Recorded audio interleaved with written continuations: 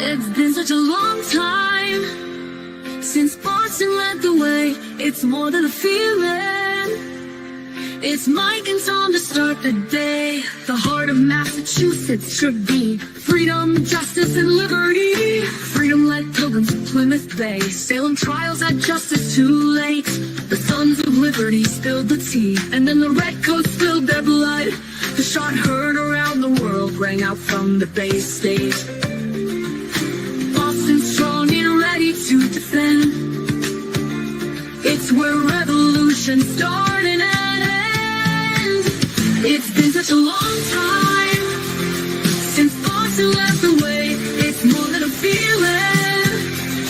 It's Mike and Tom to start the day. Quincy Market, Freedom Trail, Charles River, Boston Harbor, Bunker Hill, Griffin's Wharf, Fenway Park, Omar Charge. It's been such a long time since Boston led the way. It's more than a feeling. It's Mike and Tom to start the day. Boom. Good morning. Boom, boom, boom, boom, boom. It's a day. How you feeling? You feeling better? No. All right. Yes. I'm not gonna ask you. All right, good. I don't know. I'm a little nervous about today. I have to go get the result from that whole thing the other day. So I don't know. Kind of not looking forward to it. Well, hopefully think positive, right? Yeah, I pray. I've been on it. I've been praying on it, man. Trust me, I'm on it. Yeah. Carrie, you gotta pray for me, Carrie. Thank you. Are you able to drive there and everything? You'll be fine. Yeah. It's just, you used to driving with your left hand. You'd go. Oh, yes. Everything is your left hand. You don't even realize it, but yeah. So when you jerk off, does it feel like a stranger? Dude, if I've been able to, it'd be one thing. You know what I'm saying? Listen, I'd hurt myself with the amount of freaking pain that I'm in. I'd take it out the wrong way,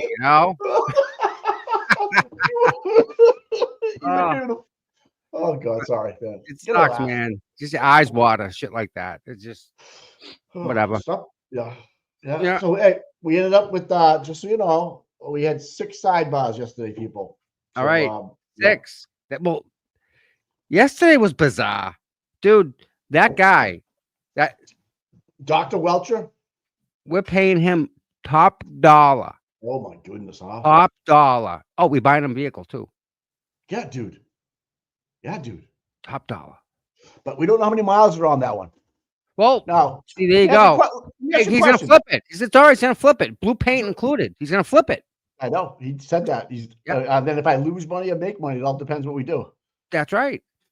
So let's say that truck had 45,000 miles on it, as opposed to 12,000 miles on it, right? Yep. Does that gonna make a difference in the suspension just being a little saggier? Yep. I would think so, right? 100%. Right. Okay. So you can't really, in a scientific world, match that up. Time out. Celtics. You of all people know that when he purchased that vehicle, I'm sure it came with new rubber. Oh yeah. Karen's car, not new. A lot of driving back and forth. A lot of highway miles on them tires that Karen has. Right? I think he bought it. You think he bought it used, dude? If he bought it used, okay, but it still comes with new rubber. Still comes with 4 new tires. If it had, so you got to change your tires like 30,000 miles. I don't know how many miles are on that truck. If it's got 40, he could have bought a high mile truck. Who the fuck knows? Yeah, but even still, if you buy it secondhand, they usually pop tires on it because they can sell the used ones for to get certified and all that shit. I understand, but it's the other thing too. The other thing is, I want to see pictures of the truck untouched. I want a chain of custody of that truck from its origin to his parking lot, right? I mean, you don't know where it's been, where it was. It could have been Colorado. It could have been upstate California in the mountains. Who the fuck knows? It's all relevant. They make California cars different than they make Massachusetts cars. emissions. Completely. Yeah, You know, different. Kids, And hey, the stuff they make up in the Canadian plant, completely different also. as opposed to Mexico. Yeah. Bingo. You know, yes, different fasteners, different, everything's different Yeah. where they assemble that vehicle. Bill Clinton, NAFTA, North American Free Trade. Fuck this over. Is the build date extremely close to Karen's? These are That's things, my question. seriously. You know, I mean, come on, if you're an engineer, don't you want to know these things? these are all variables that you can control. You need to have them in order to create your hypothesis. Then you have to go proof it. So you want to go out and buy the lowest mile Lexus you can find, 12, 13,000, right? You want to kind of do it. But if he goes out and just buys a 45,000 or whatever it might be, no one knows. There's no picture of his odometer in his fucking thing. Even though it's got a clean Carfax, I still don't know if that car's been in an accident. Once it's got stuffed once, done. Right. Everything's maxed down. You know, dude, cars don't sit right after accidents. They never do. They never. Nope. You can tell. They just there's something. And you know what I feel about Dr. Welcher? He'd buy a damaged fucking guy, save a couple of bucks, and say he paid 60 grand for it. That fucker. Can you imagine negotiating a deal with that guy? Dude, whatever. Get out. Just get out. Here are the keys. Send a check. Get out. I would throw him out. I don't even want you. I don't even want your business, dude. Oh my God. You don't deserve. Listen, time out. You see, you and I, we look at it from the vehicle. Okay, it's a vehicle. It's just a car. It's just a truck. It's just a vehicle. That's all. However, you know, if he's saying this is a Lexus 500 and she drove a Lexus 500, you know, you and I immediately say, okay, well, there's variables within that. Right off the bat, we go there, right? The people, I don't know if the jury's old enough to go there. Right. That's what scares me about the jury. You and I can make all. I mean, granted, he could be right, and I'm not saying he's not. I'm just saying there's questions that we need answers to in order to believe in that variable. There's no way. Right. No. So he says he takes VIN numbers. He takes the build. Okay, great. Did you take the VIN number off the one you used? And where's that window sticker? Match up with Karen's window sticker. Let's see option for option. Because Karen could have, or the other guy could have an off-road package and and so many other things. I'm just saying. I could be wrong, but I don't know until I see the data. I'd like to be right. I'd like to be wrong. Tell me you get the right one with 14,000 miles on it or 10,000 miles on it. I'm good. I'm moving on. But where was it assembled? Where was it assembled? Right. Let's start there. He bought it in California. So most likely Mexico for cheaper donate. I mean, he's not going to go out. No. So it's made in a Toyota plant. They make Toyotas and Lexus at the same plant. But I don't know the same vehicle. If its final assembly is in a Toyota plant, and there's a big one in the Carolinas, huge Toyota plant in the Carolinas. But I'm sure there's somewhere out there too. I just don't know off the top of my head. If you Google where a Lexus is built, it'll tell you what plant. And so the Japanese would build a lot of their parts come from Japan, but they'll get final assembly in the United States and avoid tariffs and all that bullshit. Right. Right. So yeah, there's kind of a way around it. But hey, Scotland's in the house. Ew. I mean, even the powertrain. So it's made in a Texas plant. So it's saying. Okay, I see that's the difference because Mexico. I mean, we used to get cars in from Mexico with people that fucking smuggled themselves in on the train. Look at this. RVA's got a good question. Right. Well, here's the problem, RVA. They never filed the fucking police report with the car crash. No, I don't. Is that what he's asking? Alexis, hold on, Jojo. Alexis is just a Toyota with different badges on it. They're made in either North America, Mexico, or Canada. She's right. They could be shipped. I don't think they ship them from Lexus to here. So someone Google it. That's a lot of money. They can the same weight. They can ship over 10,000 engines versus 1,000 cars. If you buy a Land Cruiser and you buy a Lexus GX LX 570, whatever she's driving, it's almost the same car. Toyota Land Cruiser, Lexus, Right. you know what I mean? Yes. But they sit differently, but they're kind of like the same chassis, same size. Yes. They're So different that's badging, different fenders, but they're Yeah, that's what essentially I'm the going to same look. thing. You get different seat options.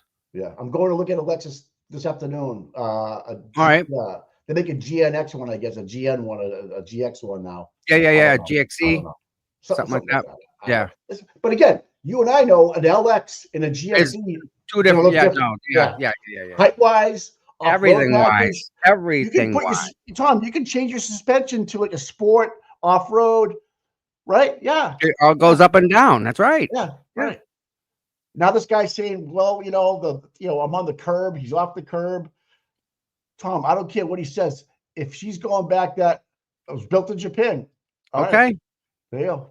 I There you believe go. it. No, I believe it. I can see them maybe shipping some over. So maybe some of the different, Volvo does. maybe higher end models. I can see that. Volvo ships all of their cars over. A lot of them. Man, the price Yeah. might just to ship the cars when they can Yeah, can but build them twice they as cheap need- here, guy. They need the jobs over there, dude. You know what I mean? It's Yeah. like it's supplemented by the government and shit. It's like a big thing. It's like, well, we're employing 100,000 people, right? But Yeah. the government's Yeah. gonna kick in Yeah, so what do much you money, say, right? right? Yeah. That's what they want to do. So yeah. But when Bill Clinton signed the NAFTA thing, it fucked over Detroit big time. That's when Detroit went whoosh, because Down. they shipped all their jobs off for half the dough to Gotcha. Canada and Mexico, right? Bill Clinton did that. I don't know if it's Bill Clinton does it, but he signed. I was, I remember when it happened. It made the cost of the vehicle People were cheaper, mad. Yeah. but we lost hundreds of thousands of jobs, shut down plants, all that. Detroit went to shit. The big three went to shit. Remember that Detroit was although the It was 80s weren't much to be offering for GM, by the way. I mean, everything was plastic. Man. No, They were shit back making then. money hand over fist. They needed a little slap in their because everybody hand. bought American back then, dude. Yes, they did, and they took advantage Everybody of it, bought right? Oldsmobile, Cutler, everybody bought Yes. American back then. Dodge, everybody. AMC was in business back then. AMC, yep. AMC Motors. American Motor Car. Yep, Yep. no doubt. So, listen, let's get some numbers going. Start reading me some names. Who's got what? Yeah. For the sidebars today. So we're out at 1:30 today. We got a half day. That don't mean much. Just to let you know.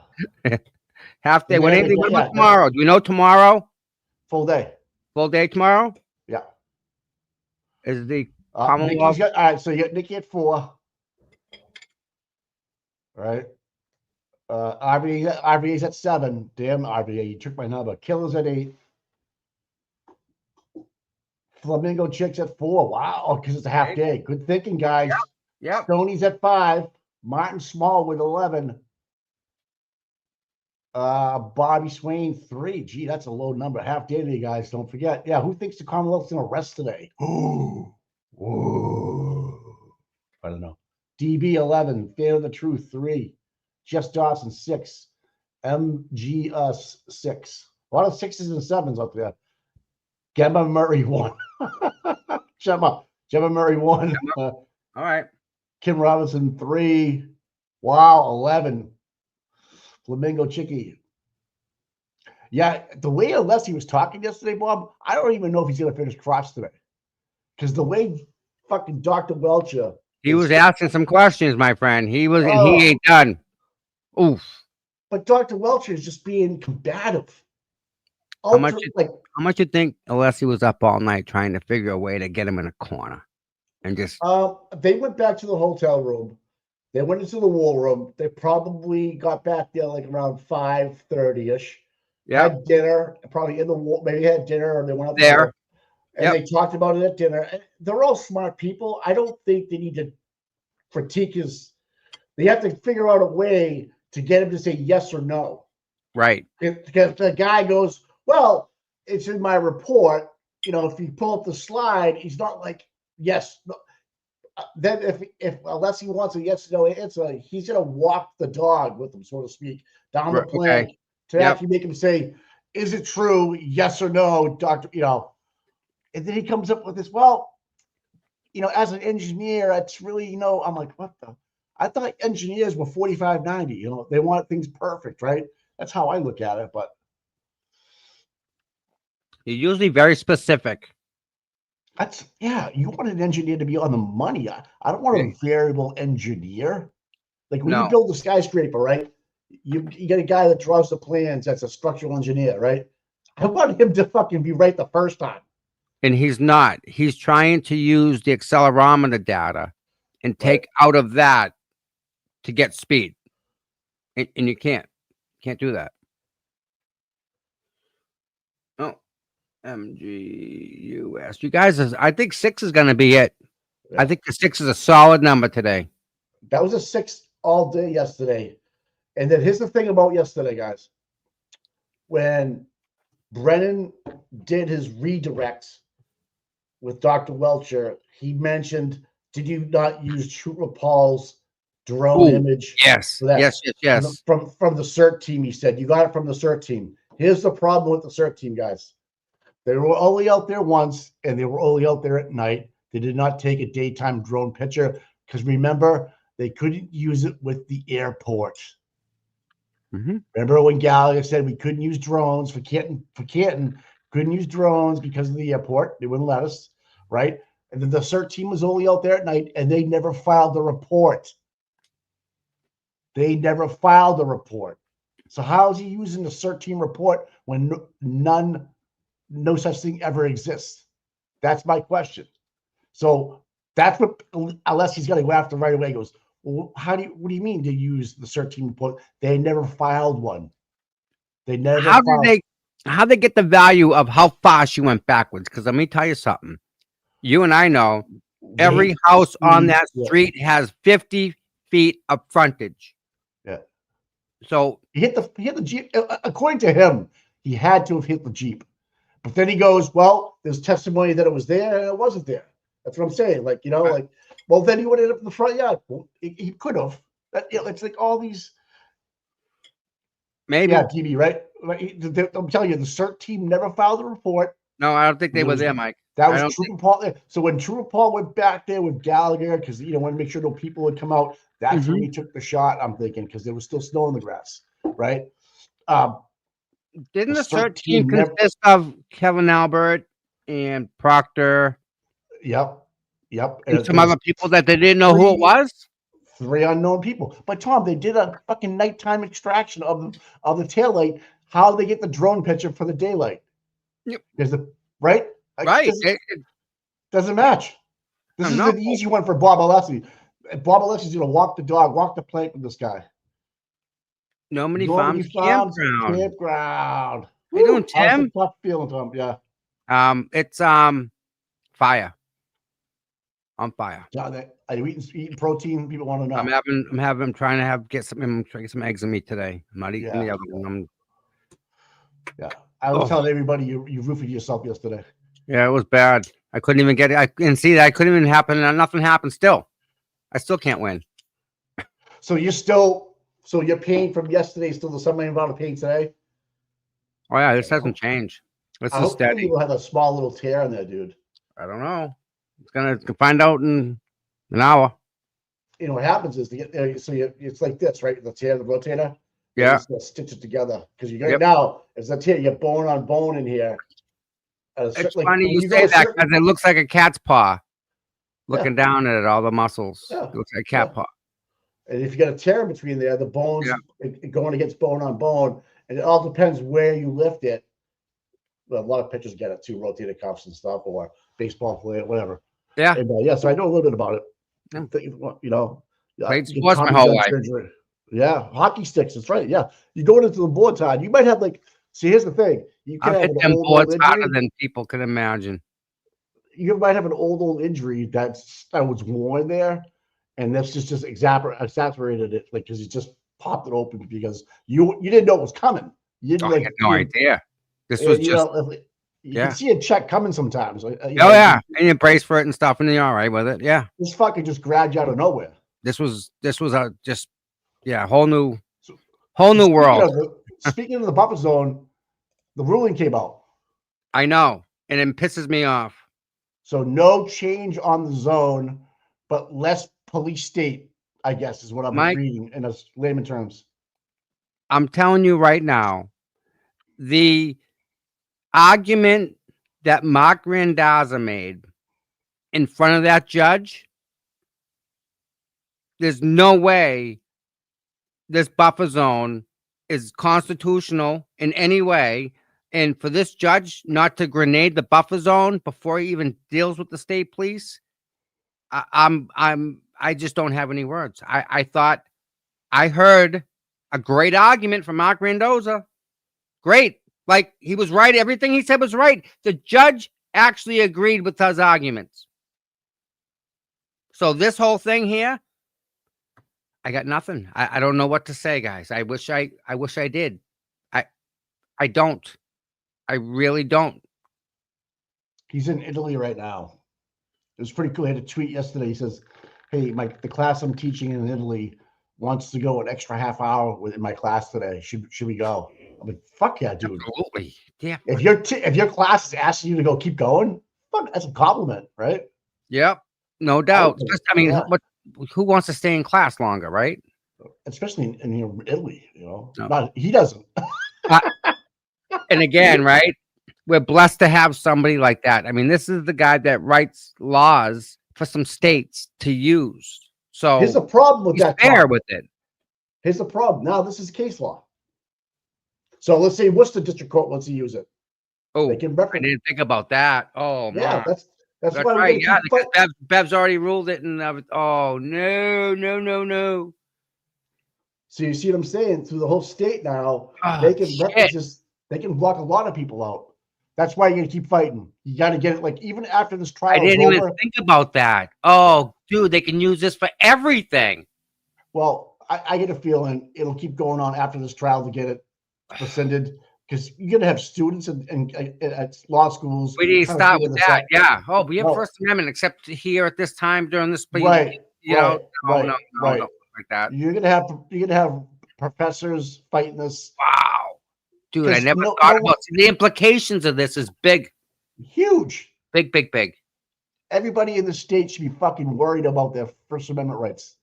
Every judge, and a federal judge at that too, in the state level, right? Yeah. Talk about fucking, you can't be on the sidewalk.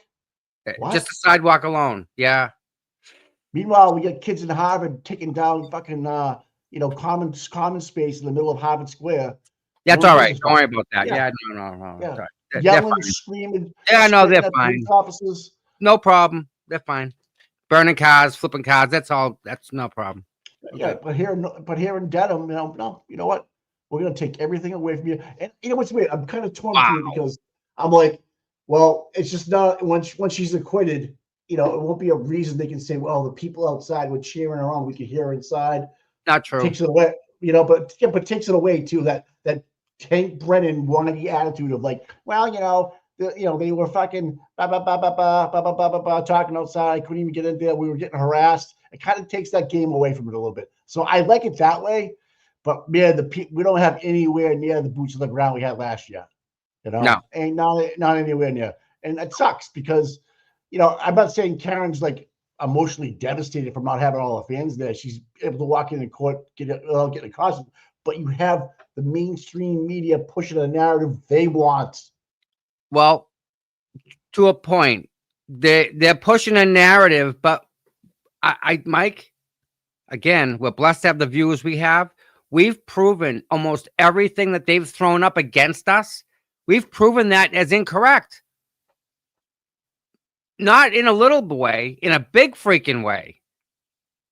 Big way. We've all proven it. Everybody here. So there's no way. Again, are we the ones informed? All of us here? Do we see it? And they're trying to hoodwink everyone else because we don't matter to them? What's? Tom, that's why when Mata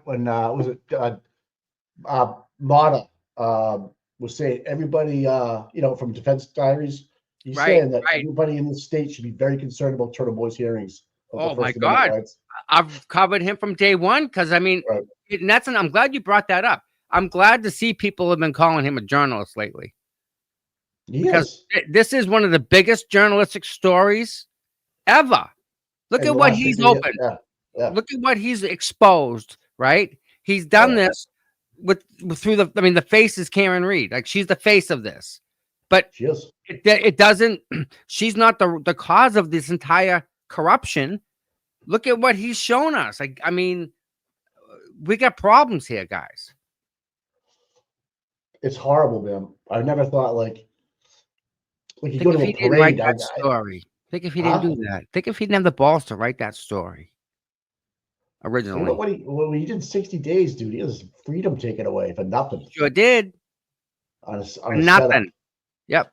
And we all witnessed that too. And I got it all on film. We got it.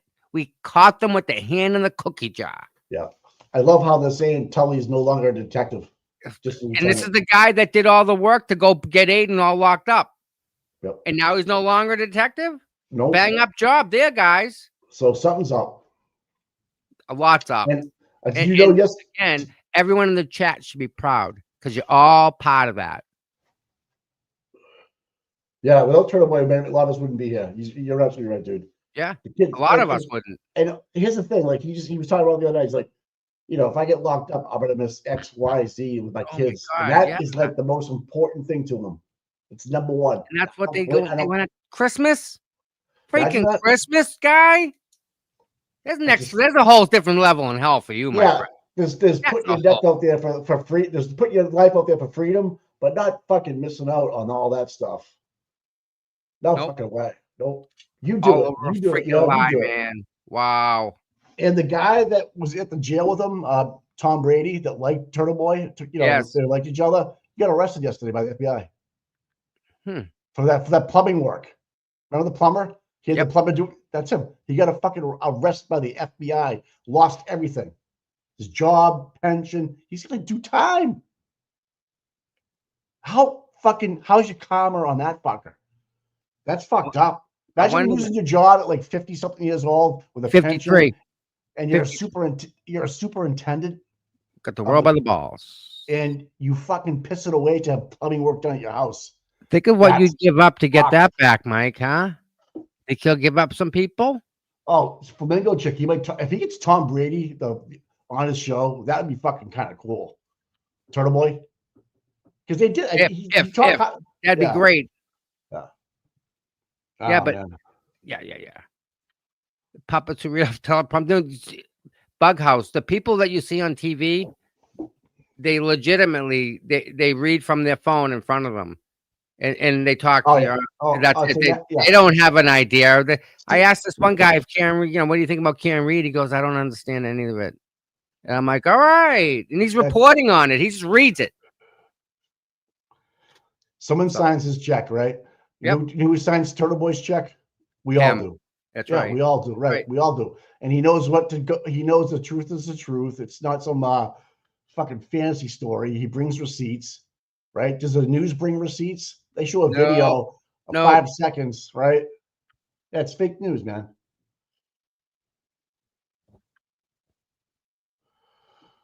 I mean, low key works for the FBI. He probably knows a couple of them. Easter dinner was interesting. What are you talking about? Easter, when you have Easter and everyone's around a table. Yeah. And everyone starts shooting the shit, blah, blah, blah, blah, blah, blah, blah. Yeah. Well, if somebody worked for an agency. Oh, yeah. It would be an interesting Easter dinner now, wouldn't it? Sure would. It'd be off the record, though. Of course it would, because it's all family, but still would be an interesting conversation, wouldn't it? I'd be interested in that. Oof. All right, listen, I'm going mobile here. Where you going? You leaving now? Yeah, I got to go get the results. Just make sure you have it on mute because the car ride. Yes. You know what I mean? Yep. Are you gonna come back on later on? You think? Yeah. Okay, I didn't know. I'm hoping it's go to physical therapy and come back. Yeah. You driving yourself? Yeah, I can do that. Pop. All right. Yeah. So that's 2 arrests. So you had Farwell and the jail guy. So Tom Brady, the guy from Norfolk, it's like what don't we know about and what do they know about? Like, oh, that's right. Yeah.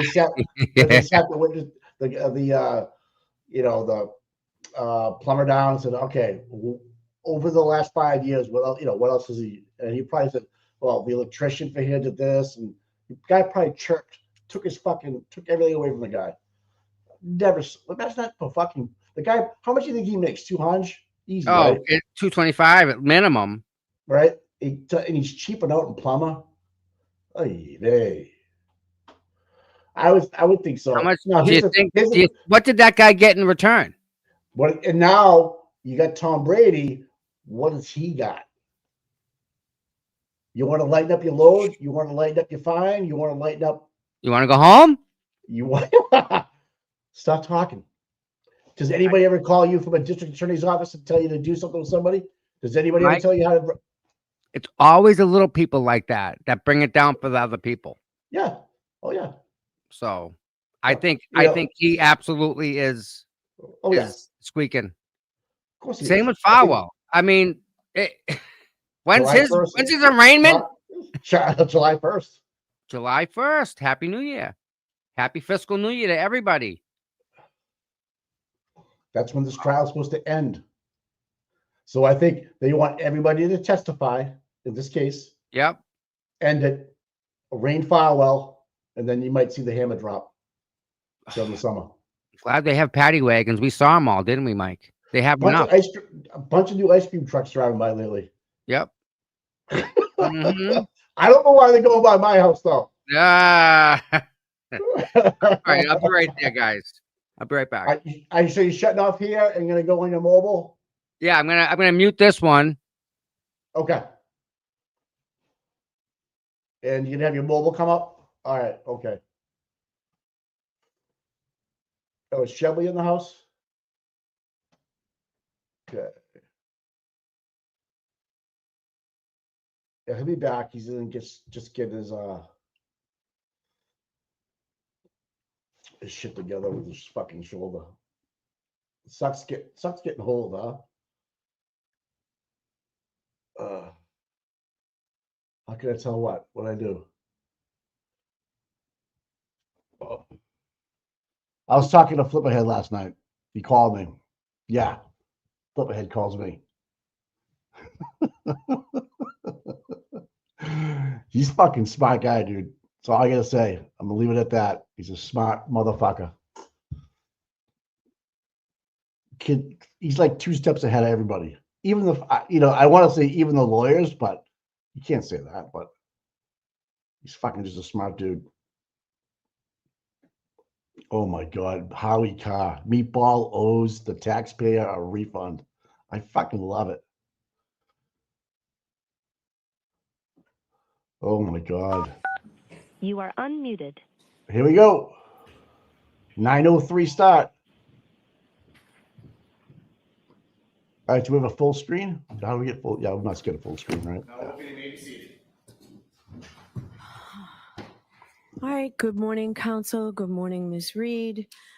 And all right, yeah, Mr. Leslie, I will hear you on your argument on the voir dire. All right. Thank you, Your Honor. I'm just loading up my computer.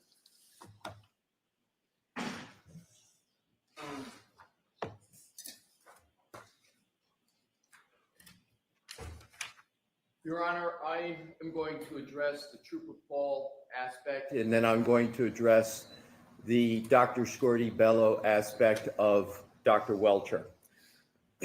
With regard to Trooper Paul, I would like to draw the court's attention to the following documents for the straightforward proposition that Dr. Welcher has not only reviewed, he has not only considered, that he has adopted. I went back and looked at the documents, and the basis for this is as follows. Slides 22 and 23 do not just depict Trooper Joseph Paul himself. They show Trooper Paul conducting the CARS analysis on February 1st of 2022. Powder, take it easy. Importantly, these slides highlight the mileage odometer of 12,665, and I respectfully request the court to anchor into that odometer reading, because I'm going to show the path that that odometer reading takes through all of the documents, but I want to emphasize the start, the genesis of the odometer reading of 12,665 miles is with Trooper Paul as he conducted the CARS analysis on February 1st. Now, here's where Dr. Welcher comes in. Dr. Welcher then uses this key data point, odometer 12,665, as the basis, the starting point for his determination of the locations and times for the events of January 29 of 2022. Dr. Welcher uses his scenario analysis of Ms. Reed's travels, and that's detailed on slides 24, 25, 26, 27, and 28 to calculate and then deduct 36 miles from the odometer according to Trooper Paul on February 1st of 2022 to arrive at an odometer reading of 12,629, which obviously is different from the start, the anchor I talked about of 12,665. So the assumed odometer of 12,629, again, is based on Trooper Paul's CARS analysis in slides 22 and 23, are then used as a tether, a connection to the events recorded by the VCH and the Lexus on the following slides. Don't do it, fucking Pee-wee. 29, 30, 31, 32, 33, 35, and 36. That guy's got to go. Elucidate this, and I explicate the slide numbers to show how many there are in Dr. Welcher's report that are rooted in the anchor point and then the change in the deduction of the odometer. So the events memorialized by Trooper Paul on February 1st, including the odometer reading, provide the foundation for Dr. Welcher's entire analysis of the VCH events. The entire analysis of Dr. Welcher's VCH events. That is the adoption aspect of what I started with. Two more points. In addition, Dr. Welcher testified on his voir dire that the image on the left of slide 36 from his January 30th, 2025 presentation came from a file marked carsj.paul. Now, he did contend that it wasn't the exact same image, but I want to go to this. In fact, the image on slide 36 is from the drone used by Trooper Paul, and the citation for that is page 4, item 11 of the CARS report. That's where the drones are from. Dr. Welcher didn't do any drone activity. He took the drone that he had in his report that was just a little bit different than the one I was showing him. It comes from page 4, item 11 of the CARS report. And I quote, "The crash scene was documented during the on-scene investigation by utilizing Alicia's GNSS GPS mapping system and a DJI Mavic 2 UAS. This data was input to a computer-aided diagram program, which is IMS 360. Here's the key: to produce a scale diagram of this collision. So the DJI Mavic is the CARS team drone. This image of Dr. Welcher's slide 36 is clearly and indisputably from the drone. And the only drone extant is the drone of Trooper Paul and the CARS team. Last point with regard to the Trooper Paul basis in adoption of Dr. Welcher. Mr. Brennan asked Dr. Welcher on voir dire if the image from slide 36 actually came from the CERT team, which is simply not true. The CERT team, actually Lieutenant Tully with the CERT team, took about a dozen photos of the taillight in the snow in the dark around 6 p.m. on January 29th, 2022. Lieutenant O'Hara said that the CERT team never traveled back to the scene again. So there were very obviously no photos or images taken by the CERT team in the daylight from the drone. And I again refer to slides 22 and slides 23, where Dr. Welcher said it was more likely than not that it was Trooper Paul in those slides, but the point, whether it's Trooper Paul or not, is completely overwhelmed by what I just argued and presented as specific factual basis for a review, a consideration, and an adoption of the work of Trooper Paul. Unless your Honor has any questions, I would now move on to Dr. Scorti-Bello. Thank you.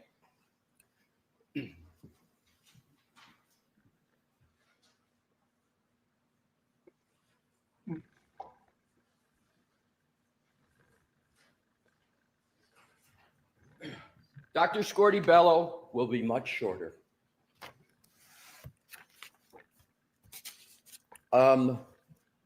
Mr. Woke, do we have the slide of the Dr. Scorti-Bello that was, it's at the end of the slide presentation with her name on it? Oh. You just give the slide number, please. So it is slide 131. I almost know it verbatim, Your Honor, so I will continue if Ms. Gilman has slide or someone could turn it on. Okay, thank you. Thank you, Your Honor. So with regard to slide 31, at the very top, and this again is a slide presentation of Dr. Welcher.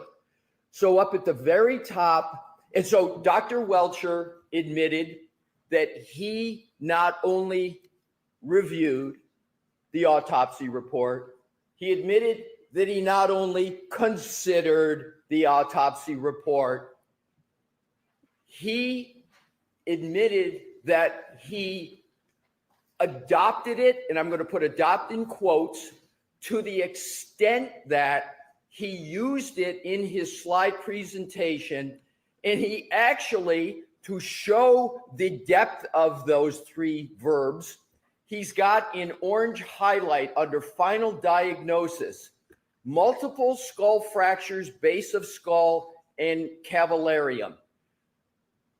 He testified, obviously, about the rear wounds of Mr. O'Keefe. He testified about how he believed those wounds came about, and he cited as corroboration the highlight of multiple skull fractures, base of skull, and cavallarium. It couldn't be any more obvious, his rooting in this document and reliance upon it. Why else would he have it in his slide presentation? And he's got the name of Dr. Scorti-Bello. And frankly, Your Honor, he didn't fight that whatsoever in the questioning of him.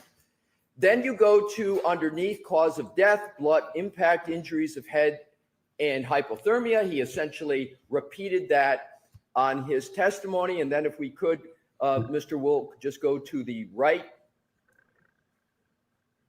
And so you've got highlighted head, skull fracture radiating from the right occipital skull and into the right parietal bone, right and left occipital foci, and bilateral anterior foci and orbital plates. Again, the highlighted means something. He's adopting it. And lastly, the depiction of the skull here, I believe that's Dr. Welcher's handwriting. I believe that's his green, the LR, because I've never seen this green highlighting before. And it could also be Dr. Scorti-Bello's. That's another possibility. I'm not sure. But let's assume sort of the most conservative part, that it's Dr. Scorty Bellows. The key part is he's got it in there and he is referencing it.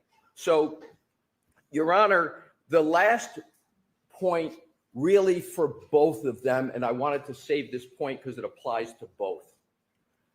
With regard to experts, the law is clear.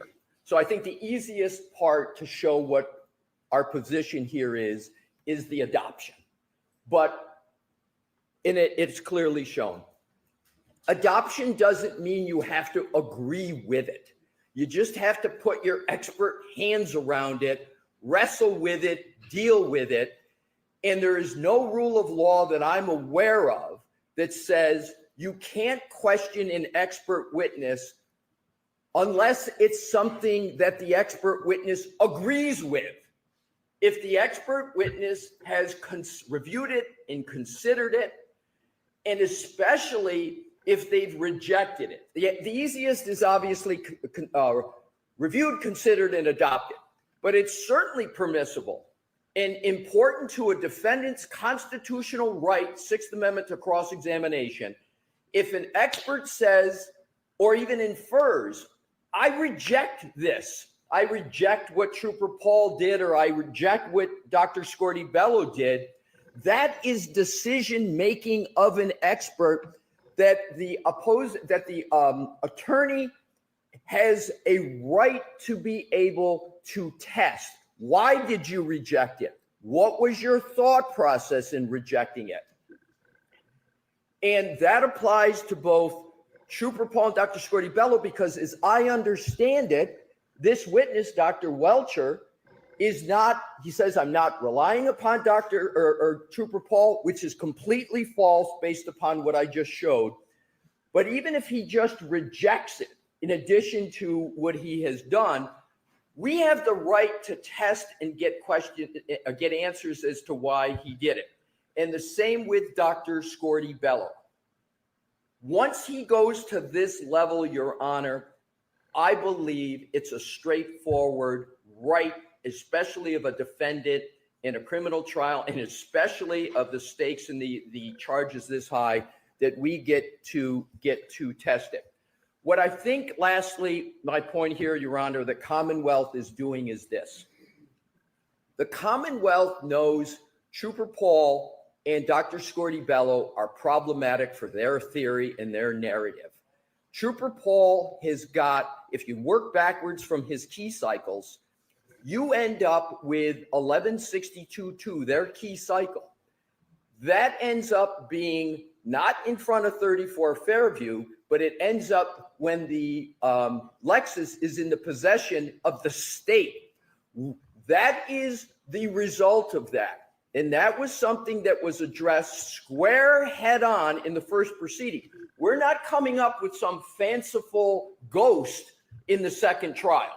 This was gone through extensively in the first proceeding. And I understand this is a new trial, but it goes to show it's not something coming out of the blue, etc. And with regard to Dr. Scorty Bello, it was remarkable on the redirected. I've never seen a prosecution essentially go after the opinions and conclusion of their own medical examiner when they basically said, the medical examiner, I can't call this a homicide.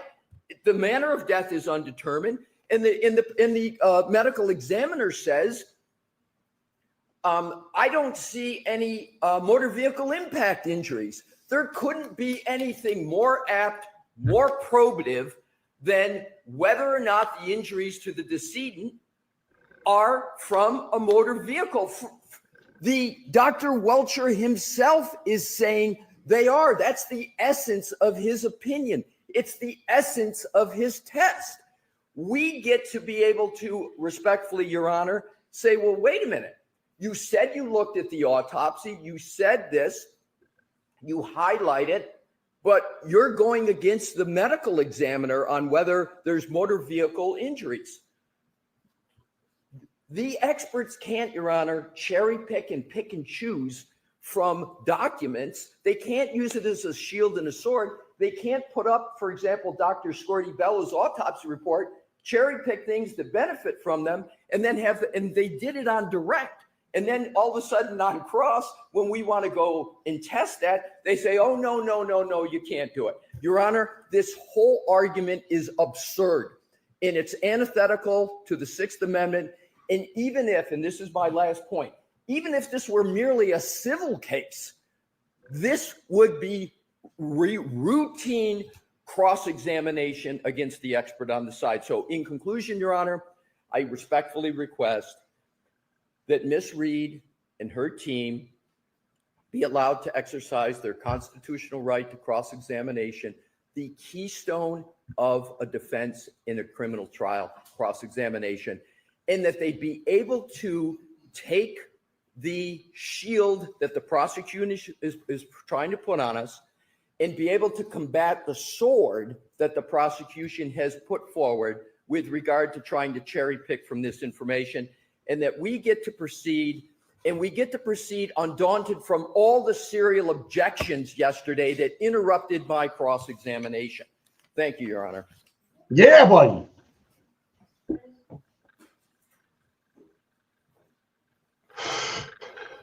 Yipe. Listen, fucking Pee Wee Herman, enough with your eyes rolling and shit like that. The litany of complaints by the defense is that there is no constitutional right to usurp the rules of evidence. Usurp. There is no case law, as much as they urge the court and yell out the word case law and constitutional right and Sixth Amendment right. There is no case law to support what they are trying to do. It is a simple endeavor that is clouded by all the rhetoric that they offer. And it is clear, and the court knows what they're trying to do. They are trying to pit the inadmissible opinion of a non-testifying witness against a testifying witness. They have asked Dr. Scotty Bello what her opinion is. And although it's not consistent with our reading of the case law, they were allowed to introduce that it was an undetermined cause of death or mechanism. That evidence is already in front of the jury, but they can't simply repeat it because it sounds good to them or they think it's helpful. Simply because a witness uses a document or looks at it or uses part of an autopsy does not let them regurgitate an opinion that's already in evidence to try to phantom cross-examine an expert. Dr. Welcher is clear. He did not rely on Dr. Scotabello's conclusion that this cause of death is undetermined. In fact, as an aside, he said, I wouldn't, because she's not qualified for that. And so this is a simple game. Let's pit one witness against the other and suggest that the Commonwealth's witnesses are inconsistent. They take it a step further. They want to relive what they think is their past success last year in this case without actually calling the witness. They want the jury to hear their perspective that a past witness had confusion in his analysis, but they don't want to call the witness. They want you to allow them to do that, not just shouting it out and have sustained objections, which has happened this entire case, but they actually want you to be able to allow them to ask Dr. Welch these questions, which he did not rely on. We had a voir dire. He was clear. He did not rely on the analysis of Trooper Paul. He did not rely on that determination or undetermined determination by Dr. Scotty Bello. It is that simple. They try to throw some fluff out and they throw around some documents. We have slide 22.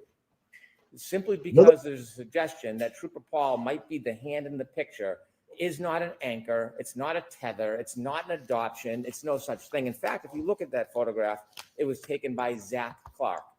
So by the rationale of the defense, they should now be able to ask Dr. Welcher any question they want about Zach Clark's opinions, efforts, what Zach Clark did.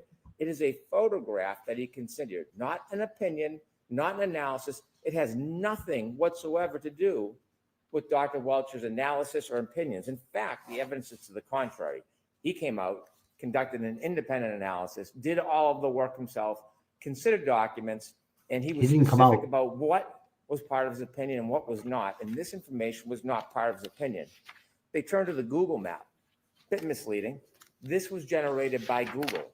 Two separate people used the same program, but when you look at the CARS report and you look at Dr. Welcher's PowerPoint, it's different. Dr. Welcher's has a map on the side, and when you look at the numbers themselves, the CAR report says minimum 36.1, maximum 38.8. Dr. Welch's slide, 37.9, 38.1. So in no way did he adopt, anchor, tether, use as any basis. In fact, his is different and separate, as all of his analysis is. And so the portrayal of this necessity of information so they can sneak in inadmissible opinions with no witness is simply improper. There is no case law. There is no legal support for it. They cannot reach back into last year and manipulate a witness and ask him about something that he didn't rely on because it feels good or it sounds good for their case. Dr. Welcher did not rely on Trooper Paul's analysis or reports, and he did not rely on the conclusion of Dr. Scotty-Bello of undetermined. If they want to call Trooper Paul, well, maybe they can try to do that, but Dr. Welcher is not the right witness for it. These opinions to try to do a credibility eval is a core preclusion in criminal law, a core preclusion. You cannot vouch for the credibility of another witness. You cannot comment. It's like asking, did the police officer lie when he said the light was red? It's the absolute same analysis. It just has a lot of icing on it. Don't agree, buddy. Very Do not briefly, agree. bring the jury, start getting the jury ready, please.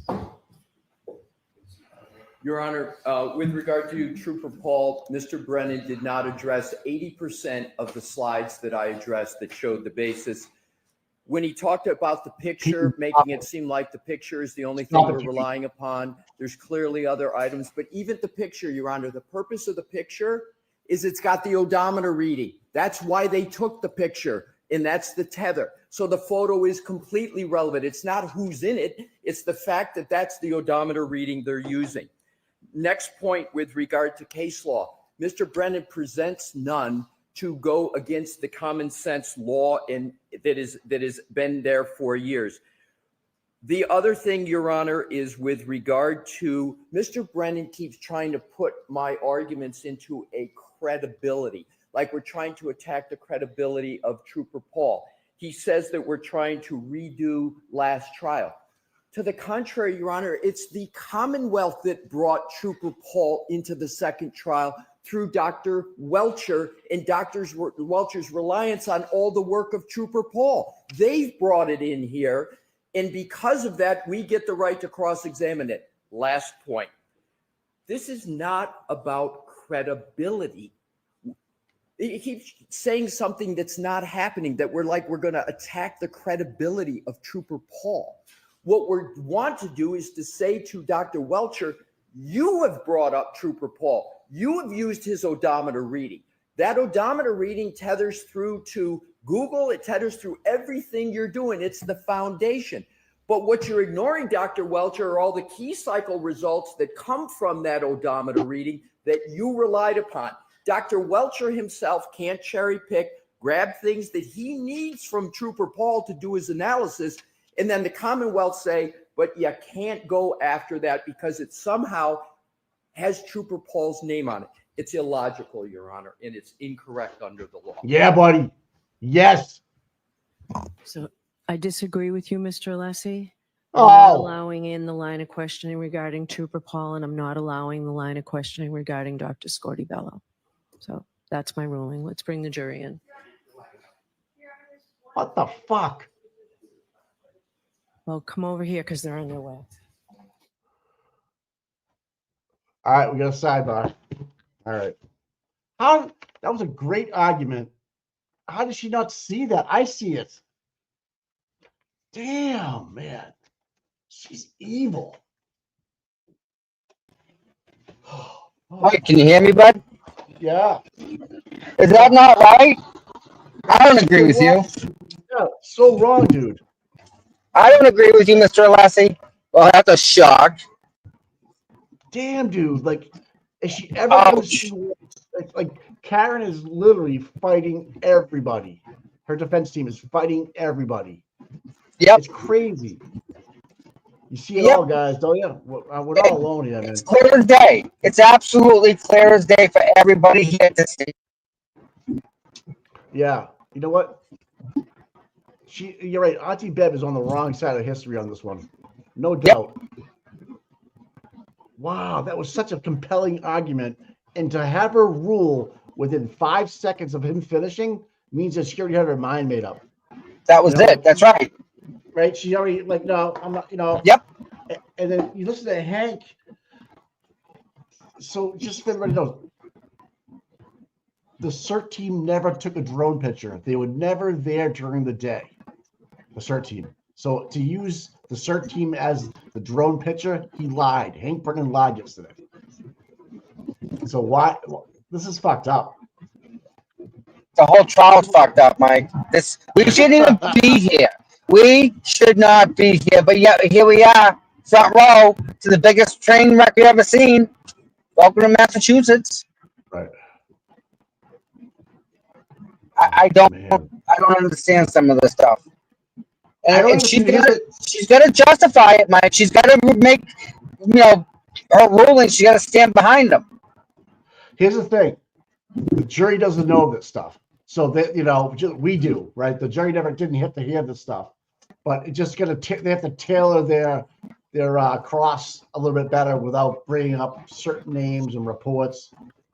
Yeah, we call Mr. Happy. This guy, LTL. This guy is such an asshole. Someone needs to remove him because he's getting worse every day. We're calling him Pee-wee.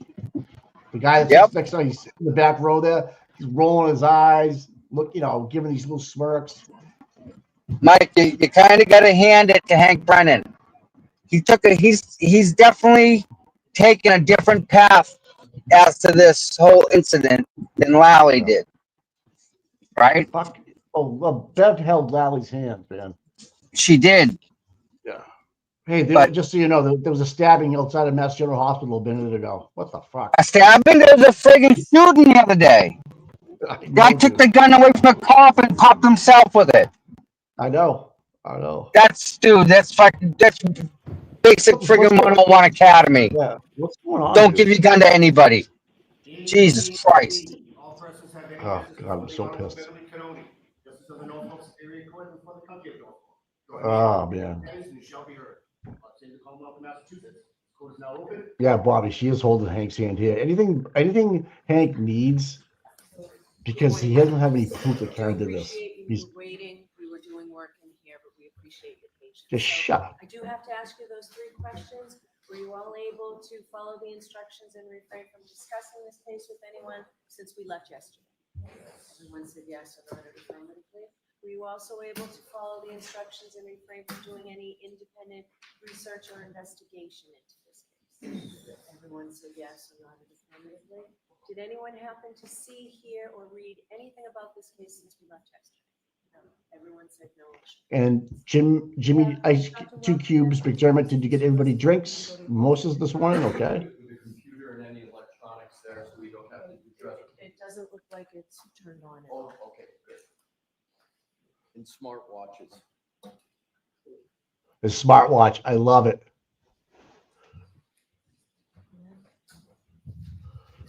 I love it. Sir, I'll remind you, you're still under. Thank you. Good morning, Your Honor.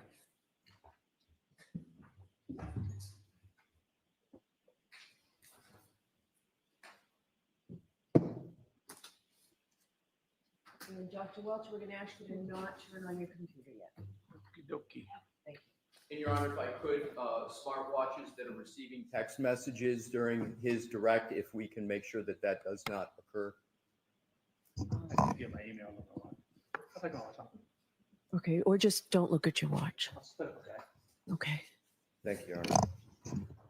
Good job, Bob. Morning, Fuck with him Dr. now. Welcher. Good morning. Do you know whether there was glass found on the bumper of Miss Reed's Lexus SUV? My understanding there was, yes. Did you reach a conclusion on whether the glass on the bumper came from the drinking glass that you assert Mr. O'Keefe was holding at the time of the alleged impact? I didn't have an opportunity to inspect the glass, but the glass was broken and there was glass on the bumper. That's all I know. So you, as you sit here today, you have no basis to conclude that the glass on the bumper came from the glass that you depict as having been held by Mr. O'Keefe at the time of the alleged impact. Is that correct? Well, you're mixing a couple things. No, Dr. Welcher, So can if I- you can just answer my question. I'm If trying I to. need to rephrase it, I will. Um, I'll ask it a different way. Please.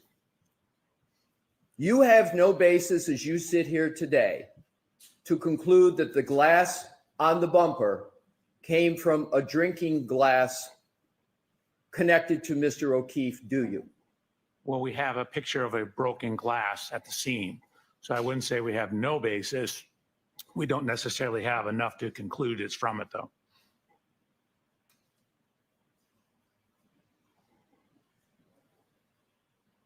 Do you had depictions in your test with Mr. O'Keefe holding a glass, correct? Correct. My question is, you have no evidence to show at all other than, and I'm talking evidence, testing information. You're saying you have no evidence that shows that the glass on the bumper is not the same glass as you showed on your slides as being found supposedly at the scene. You have no test evidence that that's the same glass, do you? So again, the one I have at my testing obviously was not the same glass. We have pictures of a broken bar glass in the snow near where Mr. O'Keefe's body was. We have glass fragments on the rear of the bumper. That's the extent of my knowledge on the correlation between those two. So do you said you reviewed the reports and testimonies of various Commonwealth representatives, correct? That's in your report. Correct. In the initial. Right, correct. And some of those reports included forensic scientists who work for the Massachusetts State Police, correct? I believe that's correct. And you put those in your report as documents that you reviewed, correct? Correct. And as you sit here today, it's your testimony. You don't know whether in any of the reports of the Massachusetts State Police, there is an answer to the question of whether there's any connection at all between the glass found in the snow and the glass on the bumper. I recall it being inconclusive. Oh, so you recall that the testing was inconclusive? I don't remember what testing they did, but for example, when they put the taillight fragments back together, they were able to deduce that the fragments were from the taillight. I don't think they attempted to do that with the glass. Assume that there has been testing of the glass on the bumper, and assume that that testing conclusively determines that the glass on the bumper is not the glass that was found in the snow. Okay. Assume that. Okay. How would that affect your analysis? I'd want to know where the glass came from, but we still have a whole bunch of other elements. So I don't think it would affect the end results. So would it have any part in your analysis with my assumption that the glass on the bumper is not the glass that's associated with the broken glass that was supposedly found in the snow? Yes. I mean, we always want to have as much answers or as many answers as possible. So I would want to know if we could figure out where it came from. And wouldn't the fact, assuming that the test results show there's no connection, meaning the glass on the bumper is different from the glass in the snow, wouldn't that be contrary to your theory of what happened in some way? It depends on when the glass was actually broken. The glass was in his hand, at least that's the testimonial evidence I have seen. So it depends on whether it's broken from contact with the rear of the vehicle or broken with contact on the ground. Assume that the glass on the bumper is not the glass that was found in the snowbank. Doesn't that, at least in part, contradict your hypothesis as to whether there was contact by the Lexus with Mr. O'Keefe at 34 Fairview? So if you recall my slides, Nowhere did we discuss that in my slides. So no, it wouldn't contradict it. I would want to know where that glass came from. But you didn't seek that information, did you, sir, in your analysis to determine where the glass came from? Well, of course I did. I read the reports about it. But you sit here and you say you don't know the answer. There's steps you could have taken to get that answer quite easily. Couldn't you have, sir? Not me. That's a material science expert. You've been communicating with Lieutenant Tully, haven't you? Correct. You couldn't have asked Lieutenant Tully that question? To my knowledge, he's not a material science expert. But could he have told you the result of testing on that glass on the bumper and whether it was any way associated with the glass found in the snow? Wouldn't that have been an easy question to ask him? Just, has there been testing? And if so, what's the results? Yes, but my knowledge from reading the reports was it was inconclusive. But you didn't read all of the reports, did you, sir? Apparently not. Let's turn to another topic, laser scans. Part of your analysis involved conducting laser scans of portions of 1 Meadows Avenue, the house of Mr. O'Keefe, correct? Correct. Those laser scans were used, at least in part, to answer the question of whether the collision between Miss Reed's SUV and Mr. O'Keefe's Chevy Traverse at 1 Meadows at approximately 5:07 a.m. on January 29, 2022, caused the right rear taillight of the Lexus to break, correct? Correct.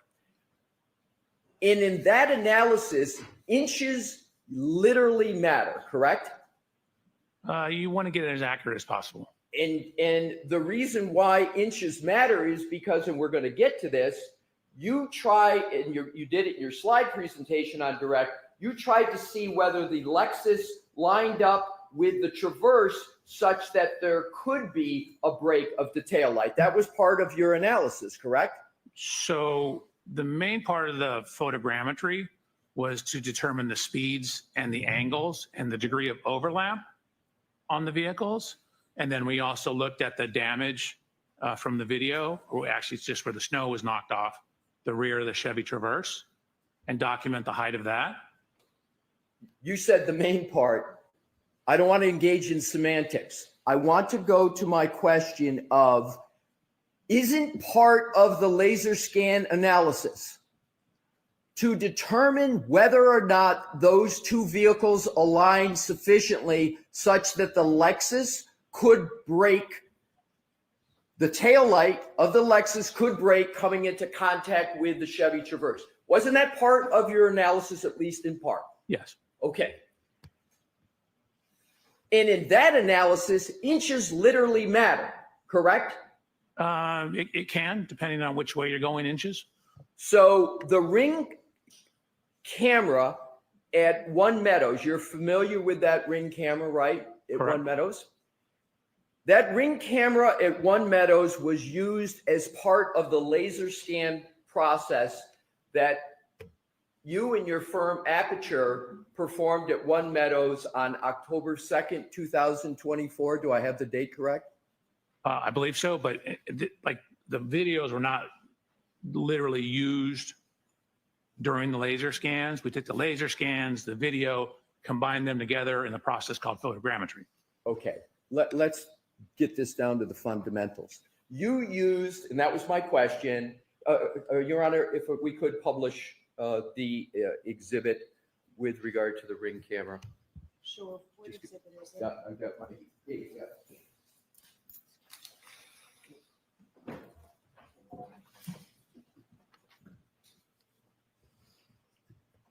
Dr. Welcher, you recognize that Ring camera as being at 1 Meadows. You discussed it, as a matter of fact, on your direct testimony, correct? Yes.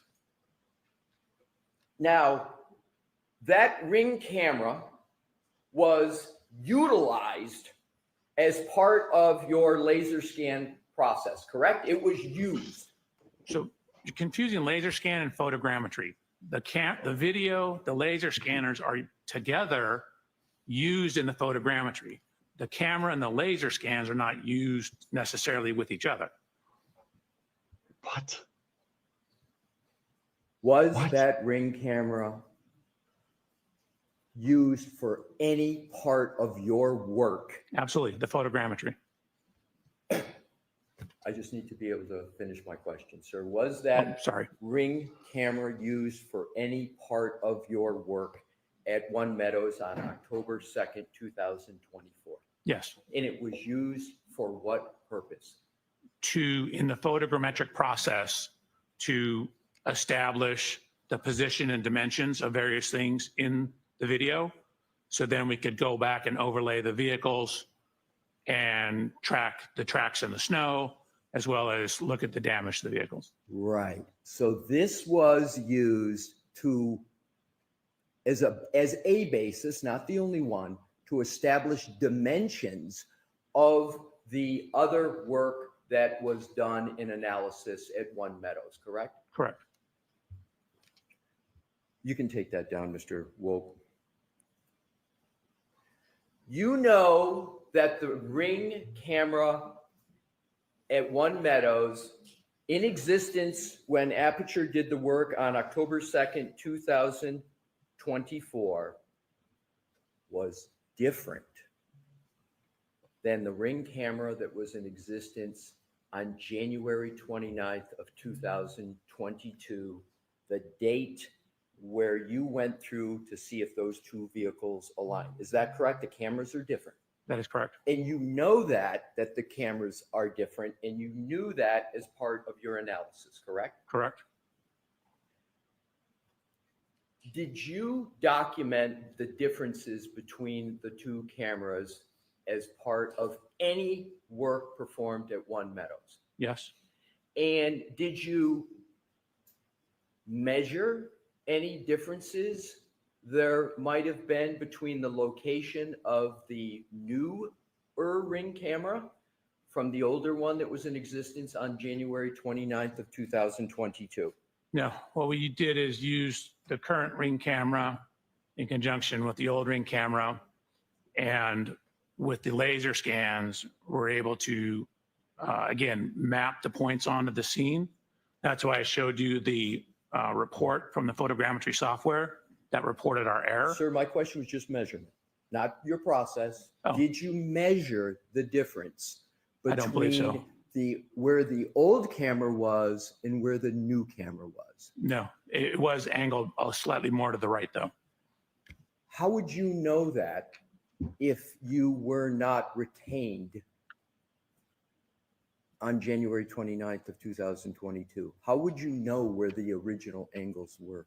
Because when you look at the first camera, the one on January 22nd, it's here.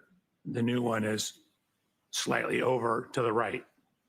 That's an eyeball approximation analysis. That's not a measurement, correct? Well, I don't know that we actually measured it, but we accounted for it and corrected for it. But you can see, for example, what the original one shows, for example, to the left-hand side, compared to what the new one shows to the left-hand side, and it's angled more to the right. Sir, you have experience with ring cameras, correct? I do. And I think a lot of members of the public have experience with ring cameras.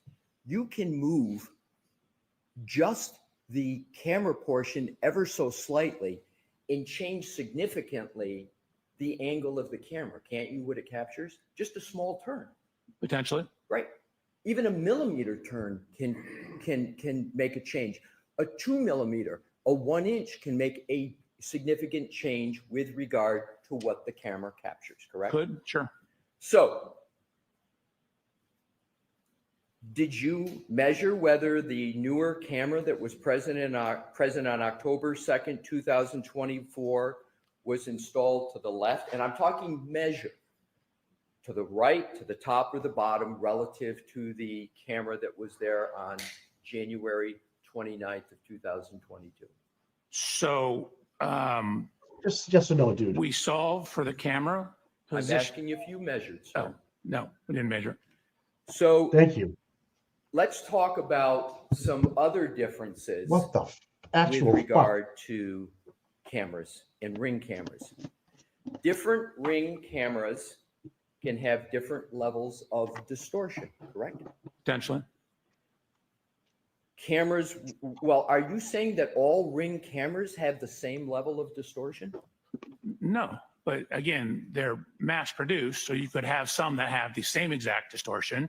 You could have some that have different. And you don't know the comparative distortion between what I'm just going to now refer to as the old Ring camera that was there January 29, 2022, and the camera that you saw on October 2024, which I'll refer to the new camera. You don't know the difference in the distortion between those cameras as you sit here today, do you? So we know enough information that if the distortions had been different, our errors would have been too high. And so the fact that our errors are within acceptable, are what's called an RMS error, we know that the distortions are similar enough to give us accurate measurements. Sir, that is speculation. That is not data. That is not a measurement. You didn't measure the distortion, sir, did you? If the cameras, you didn't have the old camera to do it. We didn't, but we had images from the old camera. And then when we get images from the new camera and solve those camera properties and then overlay data from the old images to the new images with the point clouds, if that distortion is too great, we will have too high of errors in our project, which is why I showed the error report from the photogrammetry process to show that we have checked for that and documented that our errors are an acceptable range so that we have confidence in our results. You do not have information from the manufacturer of Ring. You didn't present it and you don't have it as to what is the acceptable level of distortion for the analysis that you did, do you, sir? The You have that from Ring. And I don't have it for Ring, but I don't need it from Ring. So now let's go to, if cameras have different levels of distortion, that would change the analysis in reconciling the difference between their angles. That's a pretty straightforward proposition, sir, wouldn't it? So it depends on how much difference it is, but we have accounted for that. Remember Kerry Roberts changed the camera Which after she model of talked the to Ring people? camera was present at One Meadows on January 29, 2022? Which model? I don't know. I'd have to go look through the data. Do you believe you, I'm not going to take up the time to have you look, but do you really believe you've got the model of the Ring camera that was in existence on January 29th of 2022? I don't know. I You need to didn't look through the present it report. in your direct testimony, did you, sir? I did not. So do you have the model of the Ring camera that was present at One Meadows on October 2nd, 2022? No. So you don't have even the model for either one of them? Nope, but we have videos from both of them and scans of the scene. So now let's talk about another aspect of Ring cameras. They have mechanisms, as I was talking about earlier, that allow the user to adjust the camera angle, correct? Correct. And do you know whether there was a difference in the camera angle between the two cameras? Yes, as we already discussed, there was a slight difference in the But angles. you don't have a measurement of that, right, sir? Correct. Okay. But we accounted for it. So What the fuck? wouldn't a difference in models of Ring cameras be He's blinking really relevant fast, at man. all to your Oh, analysis? here we go. of trying to reconcile any differences between them? I So need if help. you have video from both of them and you have laser scans with three-dimensional geometry of the scene, you can go in and it's called a reverse camera analysis and solve for the distortion properties. The scans give you the real world dimensions. So once you know the real world dimensions, you can then go in, you can go in and then solve for the camera lens properties based upon the real world distortions. So for example, if there's a little bit of bending at the end, the laser scan data will show that, and you can correct for that knowing information about the laser scanner. I'll or ask the the laser question. scan data. I'm sorry, I thought you finished, sir. I'm going to ask the question again because it's a narrow question. Wouldn't knowing the difference in the models be relevant? That's all I'm asking. Wouldn't it be relevant to your analysis of reconciling the differences to them? Wouldn't No. it be relevant? No, So you think the different models are irrelevant to any process you occasioned it? It's irrelevant. so the analysis of the video itself is more important than the models? I'm not asking if it's more important. I'm just asking, would it be relevant? No, I don't believe it'd be relevant. Now let's go to another aspect of the cameras. Are key parameters in a camera that the software needs to know focal length? It is. Is imaging size something that is an important parameter in a camera? Yes, Are sampling characteristics an important parameter in cameras? can be. Is the principal point, you understand that concept, sir? Is that an important parameter in a camera? Define how you're using principal point. Sure. A principal point of an image is the point where a camera's direct line of sight, called, as you may know, the optical axis, intersects the image plane. Does that Gotcha, sound yes. familiar? Mhm. So isn't that the image's mathematical center, the principal point? More or less, yes. And for high accuracy photogrammetric work, it's important to know if the lens is mounted centered over the image sensor due to the small manufacturing variances, correct? Could be important. And if the principal point is the center of the image. Okay. That's relevant. So doesn't that affect the mathematical calculation of the light ray geometry? It could. So the variance in manufacturing between cameras is a known issue. Do you agree? I do. There's small manufacturing variances that affect one of the key components of the fundamental parameters of the camera, namely the principal point, right? Correct. Did you perform the camera calibration of the camera in place in October of 2024? Yes. So within photogrammetry, we calibrated the photogrammetric analysis to the camera. Did you address the principal point in that calibration? Do you have documentation that you addressed that important factor, the principal point? So the checking of the RMS error in the software takes into account, sums up all the potential errors in the measurement, which would include that. Okay. Sir, you know the importance of all of these topics because the output of all the work Aperture did at One Meadows, almost all of it springs from that camera, correct? It starts there. Okay, it starts there. And if the starting point is wrong, then where you go from the starting point is going to be at least potentially wrong, correct? Potentially. Would you agree that Ring cameras have a swiveling mechanism so that the user can adjust the camera angle? Some do. Do you know whether the camera that was in existence on January 29, 2022 had a swiveling mechanism? I believe it did. Believe? Do you know? I do not know for a fact, but you- those style of Ring cameras on the surveillance have adjustability that includes angle. But you don't know whether the camera that was there, the specific camera on January 29, 2022, had a swiveling mechanism or not, correct? Correct. And do you know whether the camera that you saw in October of 2024 had a swiveling mechanism on it? It did. And where did you document the fact that it had a swiveling mechanism? I think we have photos of the camera. Did you document it in writing, and did you document the tolerance of the swiveling mechanism? No.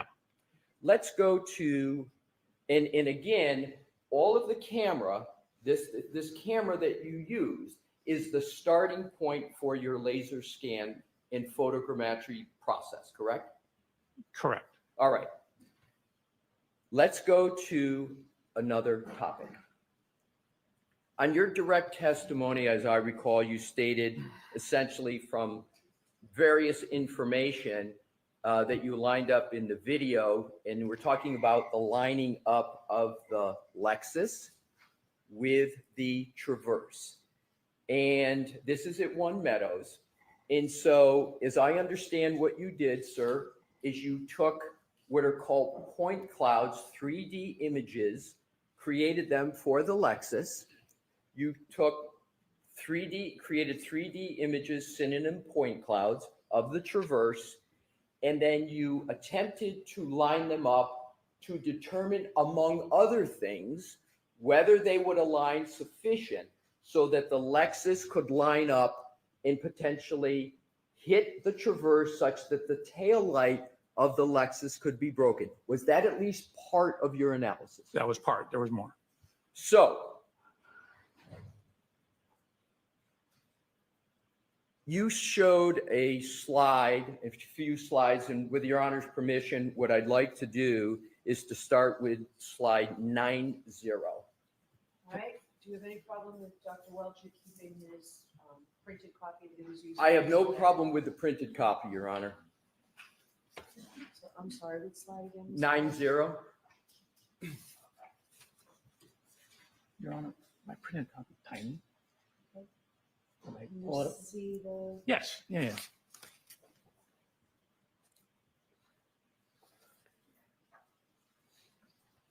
Does that slide that's part of your presentation depict a view from the top of the Lexus on the right and the Chevy Traverse on the left?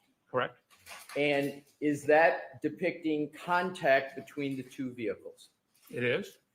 Now let's zero in a closer look, and that is a contact point. Am I correct?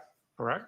I mean, there's multiple points. There's more than Multiple one. points, but it shows more clearly the contact Correct. between the two vehicles.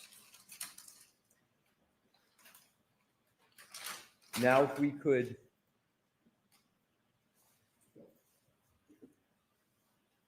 What happened? the next, Okay. and that is number 91, Mr. Wolf. So Your Honor, 91. I think these are just going to go in order for a few, and I'll keep announcing them. So this is 91, same vehicles, just a different viewpoint. Is that correct, Dr. Welcher? Correct. This and the next I slide. just want to stay I know. with this one. I just Hold on a asked the second. question, does it show the contact? Shut the fuck up, dude. This slide and all the other slides, we're trying to show the angle of contact, but because it's two-dimensional image, you're losing some perspective. For example, here you're seeing the chrome piece on Mr. O'Keefe's Chevrolet, which is on the right. You're seeing it obviously behind where the Lexus is. So we were trying to show it at a whole bunch of different angles to try and illustrate the degree of closeness or lack thereof. All right. So Thank you. is it correct that on your direct examination, you said in sum and substance, we looked at the degree of overlap and there's only about a 2 to 3 millimeters of overlap between the vehicles? Is that what you recall saying on direct? That is correct. And that you stated that supposed 2 to 3 millimeters of overlap was insufficient to cause the tail light of the Lexus to contact the rear of the Chevrolet. Do you recall saying that? That's correct. Now, I would like you to look at that. This is from your slide presentation. Is that not showing contact between the two vehicles? Oh, it absolutely is not. What you're seeing is a portion of the vehicle that is behind the area. Keep in mind the angle, the Lexus is angled off to the left. So the area that you see here is actually, in this case, in front of where the taillight is. This is why we tried showing it from a whole bunch of different angles, because when you try and take a two-dimensional image and look at it, you see stuff in the background.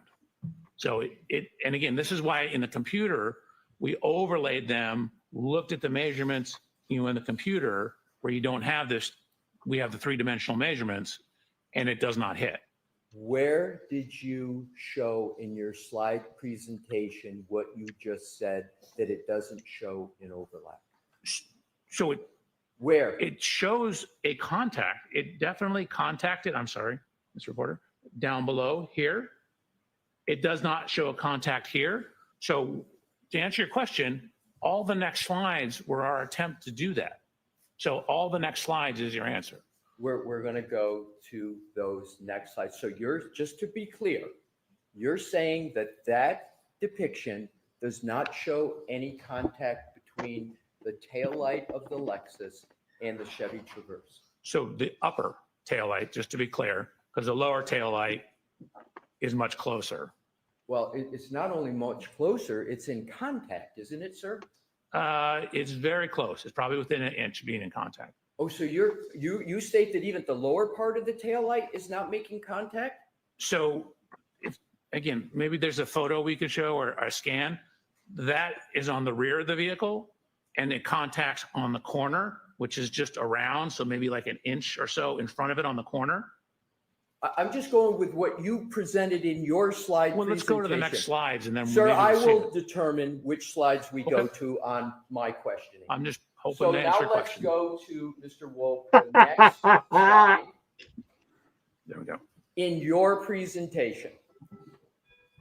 My question is zeroing in. Are you saying that that slide does not show contact between the tail light of Ms. Reed's Lexus and any part of the Chevy Traverse? Yeah, absolutely. It's exactly what it shows. You can see a little better here. Again, we tried all these different angles, which is why all these slides are in there. But you can see some of the geometry of the light. This structure, and again, remember I said the Chevy kind of curves in as it goes up a little bit. Let's go to the next slide. 40. 40, yes, please.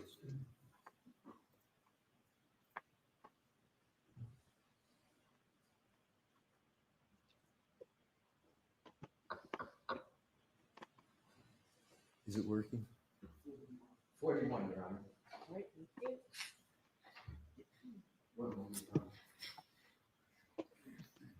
That's exhibit 41?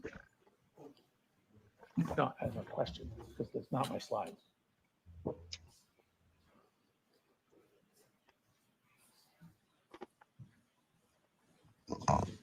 So, Mr. Alessi, is this exhibit number 41 or is this from the PowerPoint? Because, Slide 41. Slide. okay.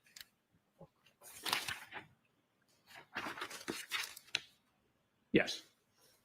So I'm putting this up because I want to show an actual photograph of that tail light. And I would like you, sir, to focus on the quarter panel tail light in each. Do you see a jutting out of the quarter panel tail light in that photo? You see it jut out? So I don't know if you and I are talking the same thing. There are little fins here. Correct. Now, what I'd like to do is to go back. You can see those little fingerprints up top there in the snow. Depiction we were just looking at. And that Right here. depiction Watch. doesn't Right there. show the jutting out, does it? No, it does. Those are actually more on the side of the vehicle. You can't see them in this image. Correct. You But- can't see that. Hold on a second. I wasn't finished. But Sir. they are 100% there. We actually did special hand scans with a hand scanner of the taillight to put it back on to the vehicle. You say they're 100% there, but you can't see it in that depiction, can you? The jutting out that you could see in the two-dimensional one we just saw. You can't see it. I can't see who's behind that wall because it's being blocked by something. I can't see on the side of the taillight because it's on the side I can't see. It's being blocked. Sir, my question is simple. You cannot see the jutting out of the tail light in this depiction, can you? Correct. Okay, now let's go on to the next question in this topic. Thank you. You could have easily solved what you consider to be the issues you had with trying to show it lining up. Couldn't you, sir? You had an easy solution for that. I took the best solution. I'm not sure what You you're referring had to. 3D images, correct? I did. You could have Use those. shown and measured 3D images to You went to get 2. almost the exact contact point and almost the exact dimensions if you had just used the 3D images that you had available to you. Isn't that correct? That's exactly what we did. When I went through the video analysis, I showed you how we overlaid the point clouds, the 3D scans on top of each vehicle. So we took the, I'm sorry, we took Sir, the vehicles. please don't interrupt. Hold on. Your Hold Honor, on. he keeps referencing my hand and saying I'm doing something when I'm not. And I think that's distracting to the jury. So- I'm not interrupting Hold him. on. Let the witness answer the I question. am. I'm just holding my hand like this, Your Honor. He keeps saying that I'm doing Mr. something. Lessie, please. All right. Go ahead, finish the answer, Dr. Walker. Again, in the photogrammetric analysis, I showed the video. I showed how we overlaid the point cloud on top of the video. That proves that the way we solved it, correct camera characteristics, matches. Otherwise, that would be distorted. We overlaid the scans of the Lexus into the photogrammetric analysis. We overlaid the scans of the scene into the photogrammetric analysis. We overlaid all that stuff into the analysis. We did exactly what you're suggesting. You could have easily addressed this issue by the following. If you really believe there was no contact or not sufficient contact, you could have produced a graphic that shows a gap between the two vehicles. A graphic, couldn't you? That's not a graphic. What is that? Sir, I get to ask the questions and you are to answer them subject to the judge's ruling. So my question is, couldn't you have created a graphic that would have better shown the issue that you are creating or talking about today? That's my question. Couldn't you have created a graphic? We did. We created a whole bunch of graphics. You called what we just saw a graphic? Yes. Well, if there's a gap, why isn't there then something that shows a clear gap? Because when you have the angulation of the vehicles, you have perspective. When you're looking at it, even if you do a top down, you see everything projected onto a single flat plane. So you can't tell the height of things. So when you see things in this dimension, you can't necessarily see depth of things. So you lose in two-dimensional images, you lose one dimension depending on which way you're looking. That's why I showed it from all these different angles to try and show exactly what you're saying. We had graphics to do that. 3D images allow you to show perspectives for 360 degrees, correct? Is that correct? That is correct. So none of what you presented in your slideshow shows the contact points from 360 degrees, does it? I don't understand your question. Are you asking if I showed it at every single, I went through 360 slides that showed it at every single degree? Sir, let's move on. I think I've made the point. So I'm going to strike the comment, Okay. Mr. Leslie. Dr. Welcher, let's go to the next topic.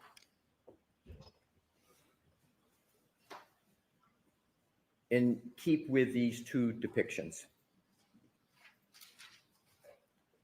He's getting smoked, dude. Look at him. Look at him. Are these two images point clouds or 3D images? Are these two? Those are one and the same thing. Yes. I would use them as synonym. Which term of the two do you want to use? Point cloud or 3D images? Both are fine. It's a 3D image composed of points. Okay, so let's just call them 3D images so we Okay. can do this more quickly. The Lexus and the Chevy Traverse that are depicted there are both 3D images of those vehicles, correct? Correct. And Aperture created the 3D images, correct? Correct. Sir, did you do these scans and did you personally create these images? No, one of the assistants at Aperture did. So you're speaking about what somebody else did at Aperture, correct? They were doing it at my direction. And for example, the Lexus scan, I showed the photographs. You can see the gentleman that works at Aperture, Mike Morelli, was scanning them for me while I was doing the rest of the inspection. And then the hand scanning of the rear tail light was done by another engineer. I was out there with him doing it, taking measurements. And then same thing with the Chevy Traverse. My question is, you didn't do the creation of these 3D images, did you? No. The No. individual images, no. All right. Thank so you, Let's you go to fucking these cocksucker. individual images. These are 3D images. Is that your testimony? Yes. Let's look at the tail light. Okay. That's not a 3D image. That's a Photoshop, isn't it? Nope. Oh, so it's your testimony that that tail light is a 3D image. That absolutely is a 3D image. The way you can tell is when you get up near the chrome, because lasers don't like shiny objects, you start to get a scatter. So see all these dots here? If that was a photo, you wouldn't have these dots. Let's go to the Chevy Traverse. Let's, Mr. Woke, zero in on the content. Yeah. There's grain on that tail light, in the tail light. That's a 3D image of a tail light, isn't it, sir? They're both 3D images. Well, I just want to stay with one. That tail light is a 3D image, and one of the ways you can tell is it's because it's got all that grainy material on it, correct? Correct. Now let's go back, Mr. Woke, to the Lexus. Let's now go to the bumper. But do you want me to explain the difference? No, Okay. thank you. I would like to go to the bumper. Do you see any the predominance of any grainy image on the bumper? There's a little bit. So for example, when you get near edges, it has a hard time with edges. I'm So sorry, the bumper cover. Right. See the bumper cover up above? This whole thing is the bumper cover. That's the step pad. That's the rear body panel or the rear deck lid. I'm talking about the step pad, sir. Just the step pad of the bumper? Are you asking about just from here to here? Correct. The bumper step Can we pad. zoom in on it? Pardon me? Can we zoom in on it? Sure. Do you see any? Yeah, I see graininess. Let's go over to. Right in here. You can see it all through here. You see it through here. Well, I'm talking about the step pad, not the entire bumper. I'm just talking about the step pad. Right. So you're zooming in on the bumper. Right. The step pad is this structure up here. We're going to move up. It just takes a while. So your testimony is that is a. Can you zoom in more? That's you would like it zoomed in? Yes, sir. Sure. Your testimony is that is a 3D image, not a Photoshop step bumper cover. Is that correct? So we have mapped the color over the 3D scans. We used two separate scanners. If you recall, when I got out to Miss Reed's vehicle, that taillight was gone. So we had to replace the taillight. Talking about the bumper cover, not the tail light. Okay, I'm explaining the process. I just asking about the bumper cover, not the process. So focus your answer on the bumper. That is a laser scan. Okay, so your That's a 3D testimony model. is the step part of the bumper cover is a 3D image from a laser scan, and it's not a Photoshop. That's your testimony. Absolutely. And you didn't perform the work for the 3D that you claim the bumper step up is. You didn't do that work to produce that depiction, did you, sir? Somebody else in your firm did it. So this is all done at my direction. The engineers that work for me, so I'm telling them what to do. I'm not the one punching the keys. That's I'm my saying, question. I need you to do this, and this. Use the hand scanner, go scan the light. I need to put this back in because it was missing when we got to it. So no, I'm not punching the keys. Okay, so Okay. Come on over, please. Sidebar. That's two. This guy is an asshat, right? Hey, Lou, what's going on, girl?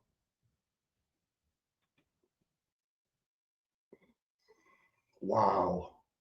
Where's Baghdad Bob?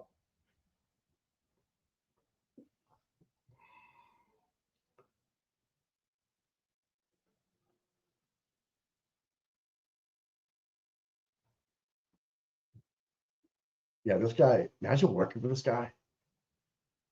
He'd force you to lie and manipulate evidence. That's not what I want. I want this.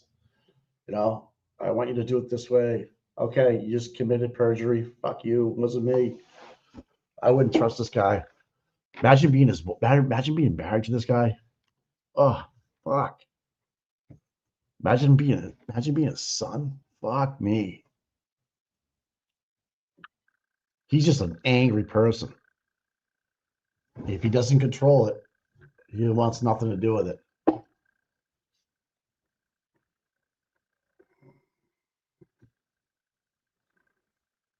This guy belongs in like a carnival, just to travel around, like guess your weight. If he gets it wrong, he'll tell you why. You know, he'll tell you why something's not working right, and then when you fix it to the way he wants it, he'll say, "Oh, that's not what I told you." Right? Like if you okay, you know, imagine being a contractor for this guy and doing something to his house. That's not what you agreed on. You have to have a detailed contract of everything that he wants done.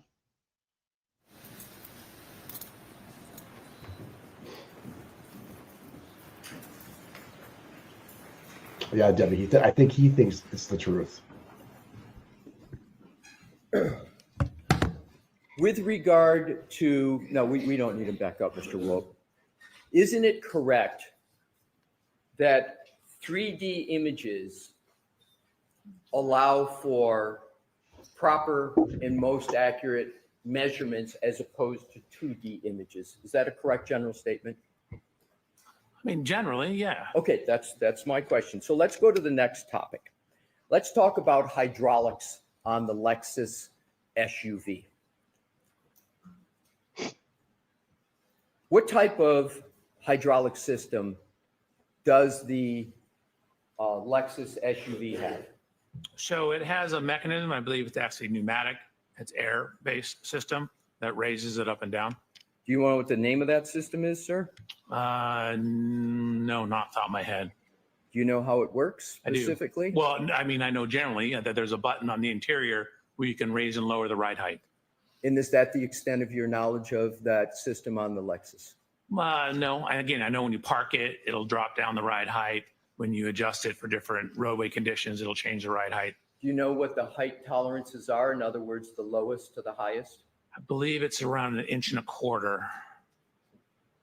At one point in time, I measured it. I don't remember off the top of my head. So you believe it's 1.25 inches up and 1.25 inches down? How do you apply the 1.25 inches?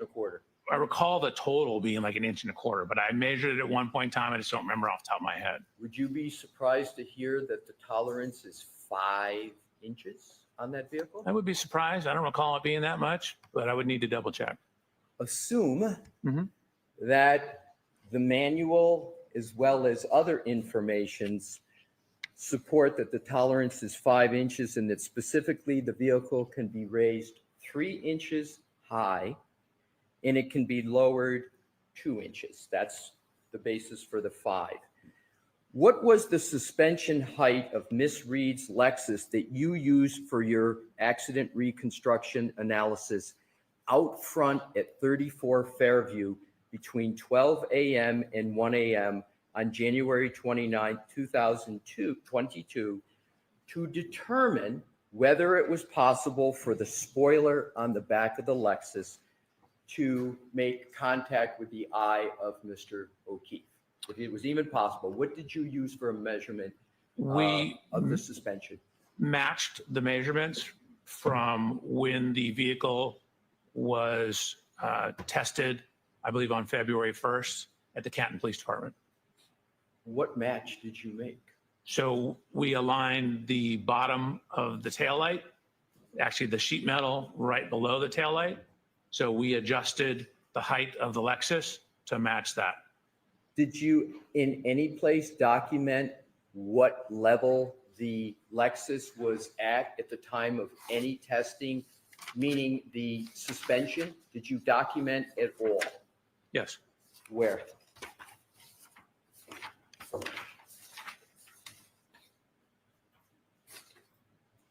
Slide 107.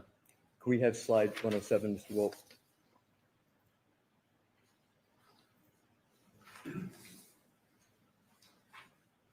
And then if you could zoom in on the lower photograph, the gentleman with the blue shirt. Zoom in a little more, please. So if I may, we matched the bottom of the sheet metal here to photographs when it was at the Canton Police Department. Sir, my question is, where did you document whether the suspension was at 0, whether it was +3 or -2? Where did you document that? Right here.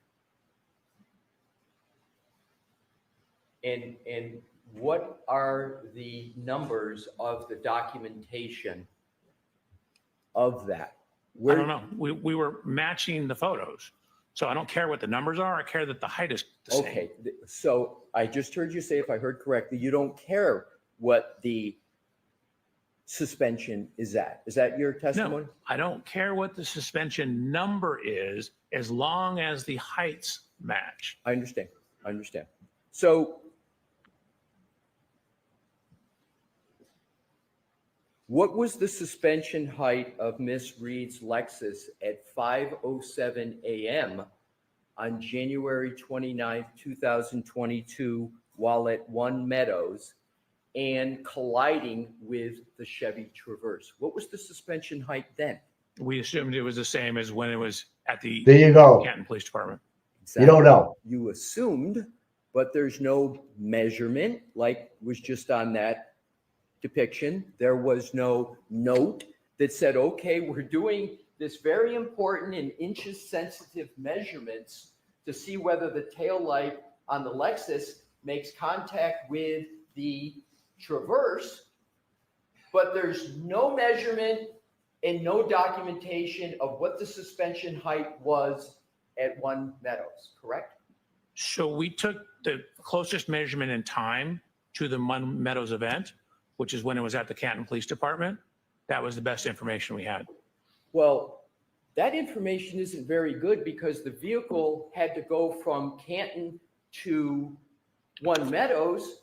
And when the vehicle drives, the way the suspension system works, it's automatic. When you go above 20 miles an hour, the suspension comes up. And when you turn off the vehicle, it goes down so you can get out easier. So it would be improper to assume that the suspension at One Meadows would be the same at another location. That's the only- Boom. Sorry. Was there objection? Go ahead and answer, please. That's the extent of the information we had. We had it when it was at the Canton Police Department. That's- We matched that height. Sorry, sir. I understand. But actually, you brought up a good point. It's going so slow when it's backing up that it wouldn't raise up. So the static position when it's backing up would be the static position. But it wouldn't be going in backup from the Canton Police Department to One Meadows. It wouldn't be going back up when it's going in other locations, sir, right? It would be driving forward. It had to get from point A to point B. Right. But as you pointed out, when you turn it off, it drops down. And then you turn it on. And then once you go above 20, as you indicated, it goes up. But when she's backing up, she never goes more than a couple miles an hour. So it's going to be at the same position as when you start, which is approximately the same position when it's off at the Canton Police Department a couple days later. Do you know whether the suspension system locks when there is testing of the infotainment system? Whether the suspensions, I don't know. Okay, let's go on to the next topic. You're aware of the vehicle control, excuse me, Your Honor.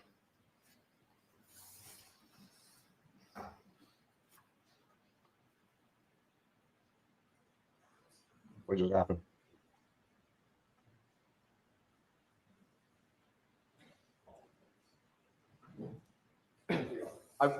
Thank you, Your Honor. I want to go, I'm changing topics to go back now to Fairview, 34 Fairview. You don't know what the suspension ride height at 34 Fairview was on January 29th of 2022, do you? Correct. So therefore, if you don't know what the suspension height was, because of course you weren't there on January 29, 2022. There's no measuring stick, as you say, you assert that you would have accounted for it in your methodology. So you don't have the suspension height for that key day, do you, sir? I only have it 2 days later. All right. So when you talk about key measurements, such as the spoiler on the top of the Lexus and the inches that are important as to whether things such as, is there a contact with the front eye, you don't have some data that would be relevant to that calculation, the some data being the suspension height of the Lexus at that time, do you? So we have some data. We have photos of the vehicle 2 days later. We don't know the exact height outside because, as you alluded to, we don't have a measurement on January 29th of it, but we do have it 2 days later. That's the source of the measurement. You don't have the suspension height or the setting of the suspension of the Lexus that existed on January 29th, 2022, do you? Correct. Now let's go on to another topic. Thank you. Finally, dude. You hate being wrong, dude. You fucking hate it. Within the 34 Fairview on January 29th of 2022, this I'm not guy going to go over them. is a fucking You cock. asserted various That's a cock. measurements, height, You width, fucking with cock. regard to the Lexus, correct? It wasn't just for the spoiler at the top, correct? Correct. And for all those I'm other a cock. measurements that I'm you a cock. talked about, you did not have the suspension height and the suspension setting of the hydraulic system of the Lexus on January 29th, 2022, did you? So the hydraulic's only going to affect the vertical dimensions. It doesn't change anything left to right. It doesn't change anything down the side of the car. Understood. But for the Tracy. measurements that are affected by vertical, Mhm. you didn't have the suspension height of the Lexus system on January 29th, 2022. Again, Did you? I only know what it is 2 days later. So now let's go on to vehicle control history. Sir, you understand what I mean by vehicle control history of Do? This is text stream information. Are you aware of what is called the Bosch crash data retrieval system in Lexus vehicles? Of course, we showed it on my slides. And the Bosch crash data retrieval system in Lexus vehicles is sometimes referred to as the black box. No, you're mixing up two things. So the Bosch is like the tools. It's a question, sir. So you answer that with a yes or no? Is the Bosch crash data retrieval system the black box on Lexus vehicles? I just wanted to repeat it so we can. I didn't hear what the objection. You objected? I'd like him to be able to finish his answers. Yeah. So the question was just asked. Can you answer that question? No, it doesn't make sense. Okay, next question, Mr. Anderson. I'm going to ask the question, sir. The Bosch crash data retrieval system in Lexus vehicles, you're familiar with that? Are you familiar? Don't. Let me just tell you how I'm going to tell you what you're asking me. I'm going to change the question because I'm a cock and I'm going to let you know what I think. Oh my good God. Shoot me. Everything's frozen, people. It's not just us. Should start right now. Go. Go. Cock. Cuck. by Lexus as a diagnostic tool for their technicians, Lexus technicians, to assist in vehicle repair and maintenance. Is that what that is created for? That's their stated purpose. Right. And is a synonym for VCH TechStream? Is Sort of. TechStream, similar, like Bosch is the hardware and software to access the black box data. TechStream is the software to access, for example, the pre-collision system, the PCS system, and the VCH, which is the vehicle control history. So TechStream which does a lot of other stuff, but does access that information. The word stuff is in the So chat. Bosch is not in the Lexus. You use Bosch stuff sold by Bosch, Bosch software and hardware, and you walk up to the Lexus with all the Bosch stuff and plug it in and download the event data recorder, the EDR, the black box. That was my problem. There is no Understood. Bosch stuff in the Lexus. I understand, sir. That was going to be the question that I was trying to get to, but you've explained it, so I don't have to answer the question. Let's go to the VCH database that you say the stated purpose is to assist technicians at Lexus in vehicle repair and maintenance. So I didn't say that was a stated purpose. I'm saying that's what Lexus or Toyota says is a stated purpose. It's being used in litigation all the time. All I know is that's what Lexus and Toyota says.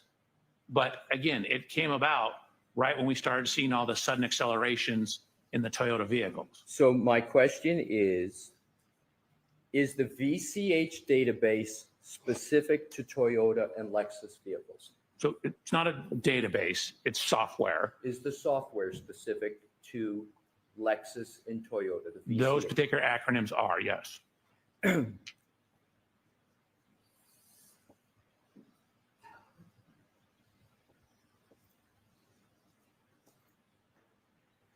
Want to move to another topic, and we are almost finished. We have just two more topics, sir. How common were VCH events when Miss Reed owned the Lexus? In 2022? Do you know the ownership period of Miss Reed with respect to the Lexus? You know how long she owned it? I have that documentation. I don't know off the top of my head. Do you have an approximate? No, I mean, it was a 2021 vehicle. Our accident's January 29, 2022. But I did get that information. Do you know how many VCH events were associated with the Lexus of Miss Reed? I did not count them, no. I have them all. Do I was have- only focused on the ones around our time period. Exactly. But do you have the number of events? Do you know how many there were? I could get it for you. How long would it take, sir? 3 minutes? Why don't we come back to it Okay. and we'll see if it's. How about I start this so that we don't have to wait for it to boot up? And then when we come back to it, it's ready to go. No, You okay As with long no. as that's all you're looking at, sir. Yep. Thank you. And then pick your head up, please, so I can finish these two Please, topics. go ahead. So how often were VCH events recorded on the Lexus before January 29th of 2022? Man, I have to pull this data up. Fair to- enough, fair to enough. answer that I question. assume that's going to be in what you're also pulling up. That's the goal here.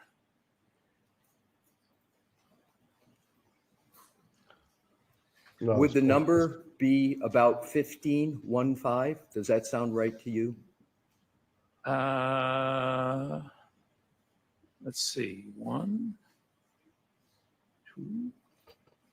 Holy shit, dude. Holy shit.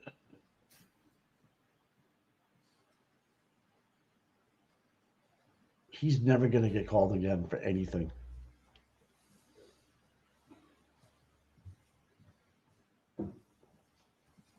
Guy's a fucking cuck. I'm just looking at, I'm logging on to Pornhub real quick. Hold on, give me a minute. I got an X out of that. Yeah, Tommy's okay. Tommy's just getting his pictures taken. There's 18. Or red. 18.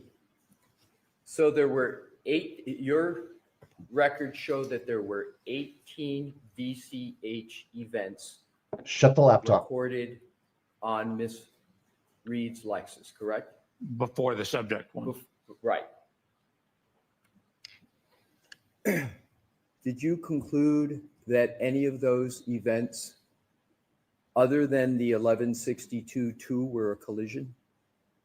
No. Now let's go to Shut the computer. reverse recorded events. Can you tell how many of those 18 events were reverse recorded events? And you know what I mean by reverse recorded events? The Yes. vehicle going in reverse? How Correct. many of those events were the vehicle going in reverse? And this is before. 4.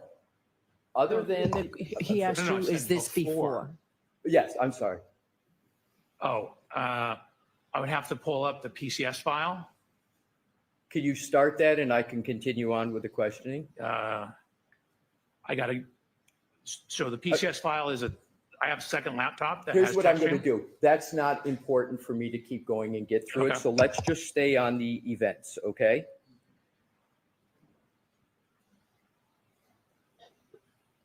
Only one of all of those events, those 18, are you This guy's a concluding fucking that cock. there was a collision associated with them, correct? Just one. No, all those 18 are before. The collision's number 19. No, I'm saying, I understand what you're saying, but for all the other events that are recorded, you're not, other than the January 29, 1162-2, you're not concluding that any of those were collisions, correct? I didn't look at them. They were so far mileage away from everything. But you're not concluding, even though they were so far away and you didn't look at them, you don't conclude from the information you have that any of them were a collision, correct? Let's go to 5:07 a.m. on January 29th, 2022 at One Meadows, the home of Mr. O'Keefe. Okay. There was a collision between Miss Reed's 6,000-pound Lexus and Mr. O'Keefe's approximately 4,500 Chevy Traverse. That's undisputed, correct? They collided, they made contact. They touched. Right. But the actual collision at One Meadows did not register the recording of an event on the Lexus VCH system, did it? Correct. It's too minor. So, however, you want this jury, sir, to conclude that the glancing blow that you contend occurred at 34 Fairview Road by the same 6,000-pound Lexus in contact with a mere 216-pound man did register an event on the Lexus, correct? No, the impact didn't register the event. As I pointed out, the trigger was from when the accelerator pedal went to 30%. The tech stream does not register crashes at all. It registers excessive acceleration, excessive steering, excessive braking, things like that, things that would be part of the maintenance system. So the tech stream will never register an event, even if you hit a wall at 100 miles an hour necessarily. It'll cause fault codes and things like that, but that's not what it does. The trigger here was transitioning into reverse and then gunning the accelerator pedal in reverse. And so when it went from 30 up to 74% throttle, once it went over 30 in that transition, that's what triggered the tech stream. It had nothing to do with, and that's why I'm telling you, I don't know when in that event the impact occurred, because the tech stream doesn't tell you that. Thank you. That You're is welcome. Exactly my point. The tech stream information doesn't tell you when a collision occurs, does it? Correct.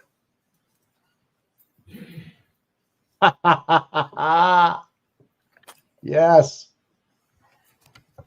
That's all the questions I have at this time, Your Honor. All right, why don't we take our morning recess? Did you say thank God? I think you did. Oh. Oh my God. What, my co-counsel's up here in my office now. Co-counsel, what's happening downstairs? Okay. Then what happened? Really? Did you guys share a cookie? You, oh, here they come. No, I don't have any cookies. God damn it. This guy, it just took us an hour and 45 minutes to get an voir dire because he lied. He absolutely fucking lied that that drone photo was from Trooper Paul, right? Tom and I were talking this morning before with you guys at 8:30 about the suspension. Just so happens they brought it up. Like, there's a difference when you put it into drive. The car will rise up even before you go, and it'll rise up as soon as you put it in drive if you have it set that way, just so you know. And sorry, like that disagree. So this is like his argument has no substance. When I say I mean Dr. Welcher, his rebuttal to his to Alessi's questions doesn't make any sense at all. He's just throwing bullshit against the wall, trying to save his ass. Honestly, I guess he really is worth the money. Then, if you want to say that he got through this without really doing anything to anybody. He wasn't good for the prosecution and he wasn't good for the defense, in my opinion. Yeah, I understand. Yeah, rise up after 20. He testified to that. But I know other vehicles, Mercedes, as soon as you put it in drive, you can have your settings set. It does it automatically. You don't have to do anything. Sport mode, right? Off road. If you have it set that way, you can have like a GL 450. It has an airbag suspension in the back. As soon as you put it in park, it drops down. As soon as you put it in any other gear, it automatically goes up. Suburbans with auto ride tech. Suburbans, always got the GMC Denali's in here. Cop, I think it's Cop. I mean Glock. You can, if she has auto ride, any of her, you know, she'll tell you. A Z71 model for Suburban is different size tires.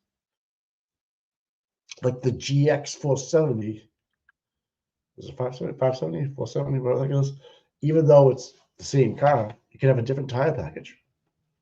These are things that you can take into consideration. Range Rovers, yep. I have a Range Rover. You put it as sport mode, drive mode, performance mode. My other car has sport mode 1, sport mode 2, and there's one other top end, yeah. But it drops. You know, so my regular comfort ride is a little bit higher. It's on the wheel. Like, but if I want to go fast, my car will drop down. Yeah. Ellis, yeah. Yeah, IBA. Yeah, they all have different. So that was a good point. And to say they use the ruler, was the car running? Was the car, you know, was the car off? Did he measure it with the car in drive and with his foot on the brake? It doesn't look like because there's no brake lights on it. That's what I would have done, right? Put the car in drive, put the brake lights on, like the car's going somewhere, or even put it in reverse and measure it that way.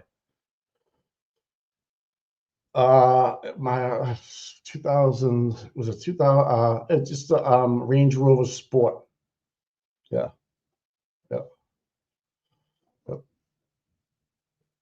I have to go buy a new car this week now, so we're looking at the Lexus GNX, I think it's called, SUV. My wife.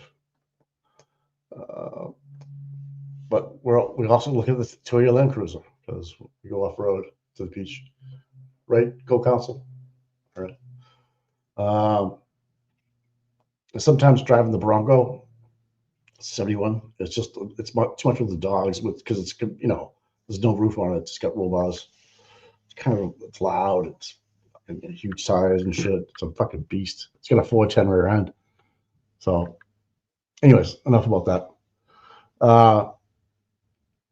But this guy just spit bullshit out the whole time. I I could follow where Alessi was trying to go with this stuff, but this guy just changed the answer to what Bob was asking to fit another question that's kind of tied into the same one. I don't know. Does that make sense? Hey, bud, you there, bud? Oh, hey, Tommy. What's up, buddy? Hey, boy, this guy's an idiot, huh? Oh, my God. It's funny how Can we you were imagine talking. being paid that much money and answering questions like that? For real. I know. Hey, it's funny. We were talking about suspensions before on the show this morning. Did you hear that? Man. They brought the suspensions. Sport Yeah. mode. Yeah. Yep. Oh. Yeah. It's a shame that he has to question and badger this guy to get a simple answer out of him, man. He needs an answer. This guy doesn't want to provide them. I don't get it. He's paid to talk about this stuff, isn't he? He's also a bullshit artist. That too, obviously. Here we are paying him how much money? $300. Oh, we're in the wrong business, dude. We are in the wrong freaking business. Oh. I really don't mind green, like Broncos green. How'd you make out? Oh, I got a big old needle stuck in my arm. That wasn't too nice. Oh, you get a cortisone shot? Yep. Oh yeah. Right away. I don't know. I think I'm gonna look for a second opinion. Yeah. I don't like what he says, so I want another opinion. All right, man. All right, So well, hurry home. We'll see. Oh yeah, we're getting there. Do we know who else is left to testify? Has anyone heard anything about that?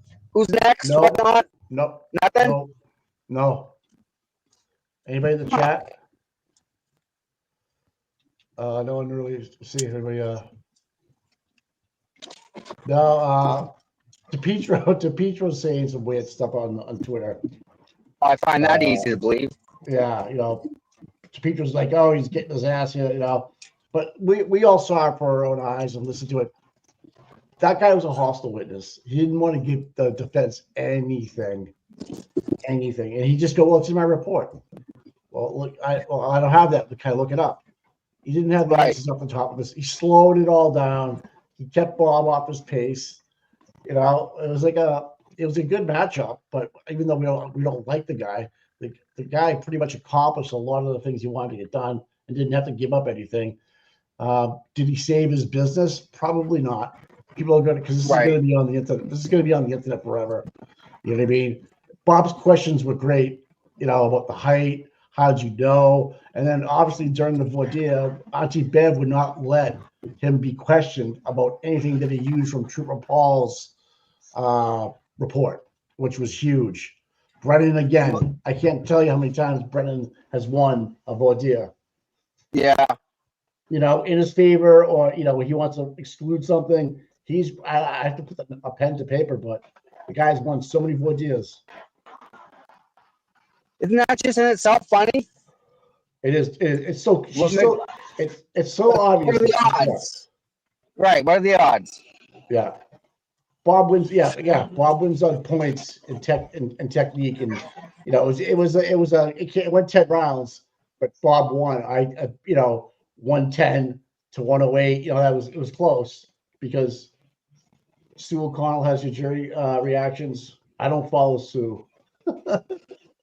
So she's way too main media for me, man. Yeah, I don't care for her. I'd rather listen to Ted Daniels. But if you guys were all in the chat, you guys are jurors, right? So you're hearing what you're hearing. You guys don't like it. No, they don't. I'm sure they don't. Yeah, they could rest today, RVA. They could rest today. I don't know who else he's going to call.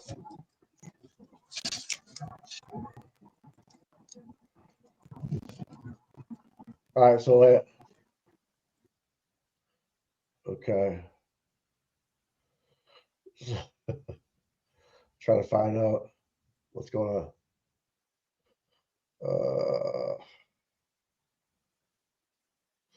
I'm trying to figure out what's going to happen next.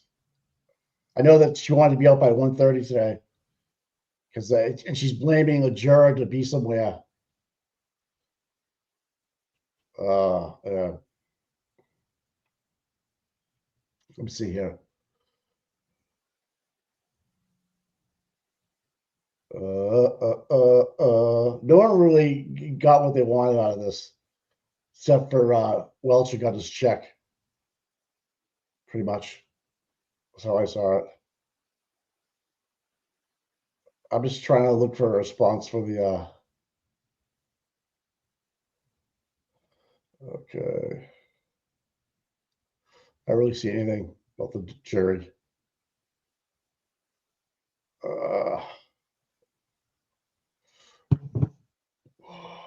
Wow. What do you think? So people think there's one more witness? Well, hold on a minute.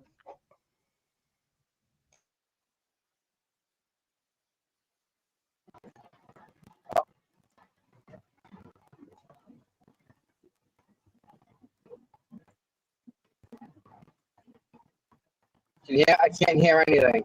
Oh, he's on the phone. He's muted. Okay. So yeah, we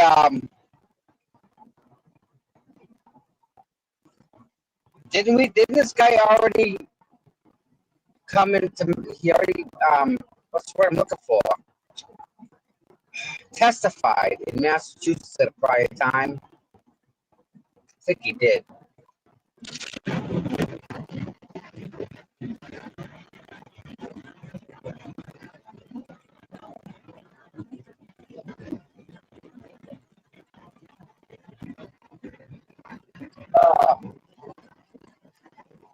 So. Yeah, it's I just got the report. So yeah, it's not good. So much I want an opinion. That's not that I don't believe on. Don't want to believe what he's saying. So.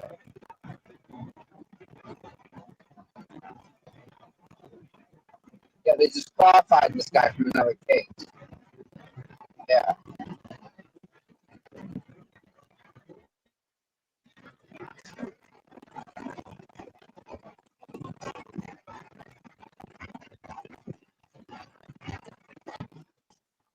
Yeah.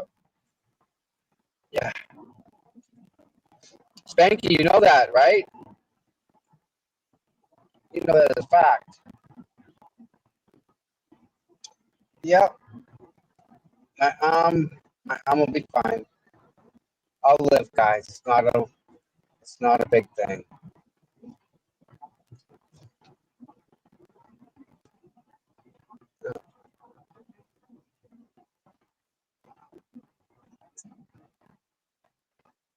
Yeah, he was trying to fill the narrative with his speech. What he was trying to give, that narrative, was wrong. He's wrong on that.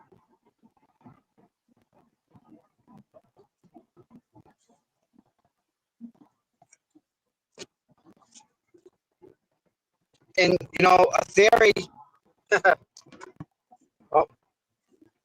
a theory is just that. But the thing is, you need to be able to prove that theory. I'm not sure he's able to do that. I don't think he can prove that theory.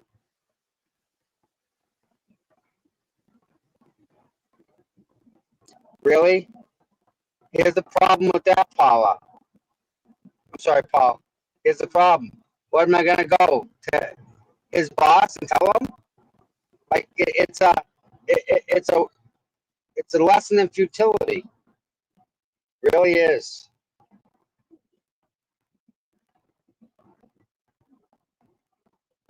Yeah. In a perfect world, we are far from there now. We are so far from that. But yeah, I mean, look at what Karen's up against for murder, and look at the battle she's fighting. You know.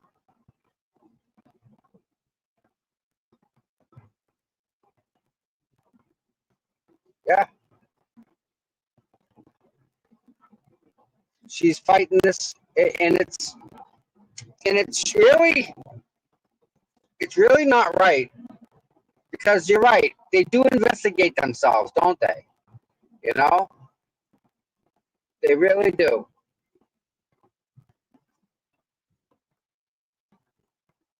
What are you gonna say? No, I'm not gonna investigate this guy. Okay, that won't work.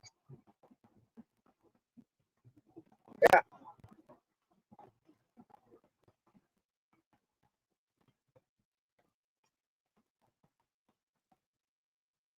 You know, it's not a battle between me and Hardman.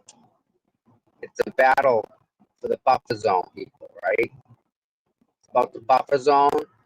It's about everybody that wants to come down and hang out there without the fear of anything, no repercussions, no nothing.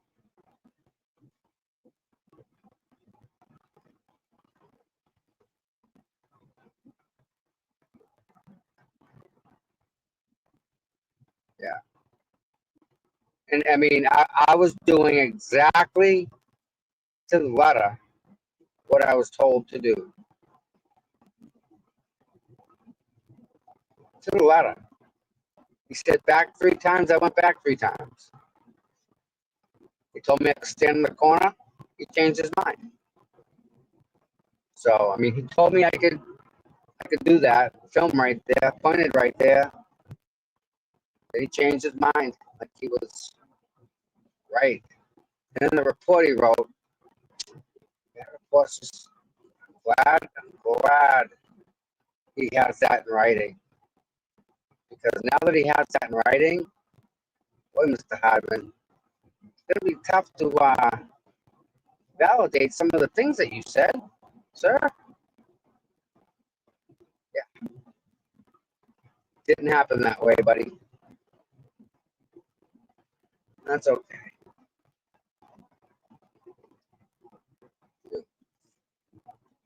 So,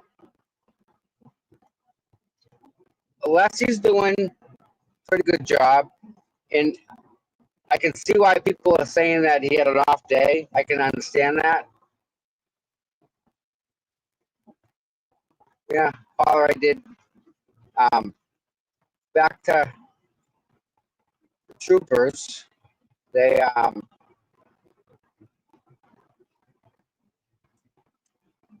yeah.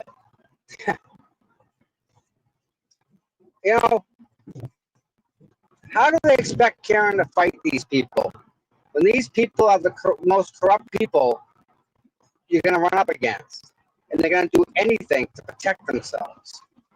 Sorry about that, man. That's all right, bud. Yeah. So, I mean, these people are out to protect themselves and nobody else, man. They're not here to protect you, serve you. No. No. This is so bad. Like, you want to talk about, like, during the voir dire about Triple Paul's photo versus the CERT team's photo. Obviously they didn't want Triple Paul's report coming into testimony just because of confirmational bias, right? Because he would use Triple Paul's report as how he got to a conclusion instead of using his own reports and data.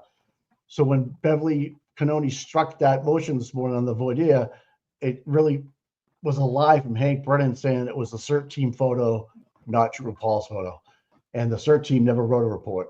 Triple Paul did a whole accident reconstruction, right? So if he used any of Triple Paul's pictures, diagrams, the data, he would have been he would have had confirmation bias. Yep. But you kind of know that it did happen. It is the truth. He used it. It is the truth. That's right. Yes. Yep. That's right. So to have that not allowed into a court of law, actually, and you showed in his presentation, Dr. Welch showed in his presentation on the slide, a photo of Trooper Paul's diagram is complete horseshit, not to be allowed in to court and used to get argued against as confirmation bias. Right. Yep. Yep. Yep. It makes sense. And she allows it. Yes. Yep. Yes. She now so That's to just so me, not right. so to me, this is like a big defining moment in her own personal involvement and making sure she can do anything she can to help Brennan. Because when you're lying, cheating, stealing, you need all the help you can get. And in terms of like trying to convict somebody and trying not to allow some evidence in, and that should have been allowed in. If he used it in his presentation, another report from Trooper Paul was a constructionist. Yeah, it's confirmation bias. That's all I'm saying. And then the whole thing about let's talk about the ring video. Yeah, the camera. All right. So different camera altogether. So let's talk about that for a second. Remember Kerry Roberts calling Michael Morrissey's office to ask if she can change the ring camera. That's right. Right? Yes. So you have a ring camera from 1/29/22. Yes. Now you have a different ring camera that was changed after that date. That's right. And then they used the schematics from the new ring camera. Not the old one? Not the old one. Wow. Yeah. They can't do that. Well, they did. It's invalid data. And then they argued about what the angles were. And basically what Dr. Welcher said is that we just argued, we had, we looked and we, it could be off. That's about right. Right. And so Alessi was like, well, if you just move it a quarter inch, it's gonna move, it's gonna everything. Move the yes, the angles, yes, everything. Yep. So your schematics are wrong. Bob Alessi tried to hammer that home, and that guy fought him tooth and nail. About what it would pick up, what it wouldn't pick up. But the point is, my friend, is that you need to have the exact same measurements, which you didn't measure.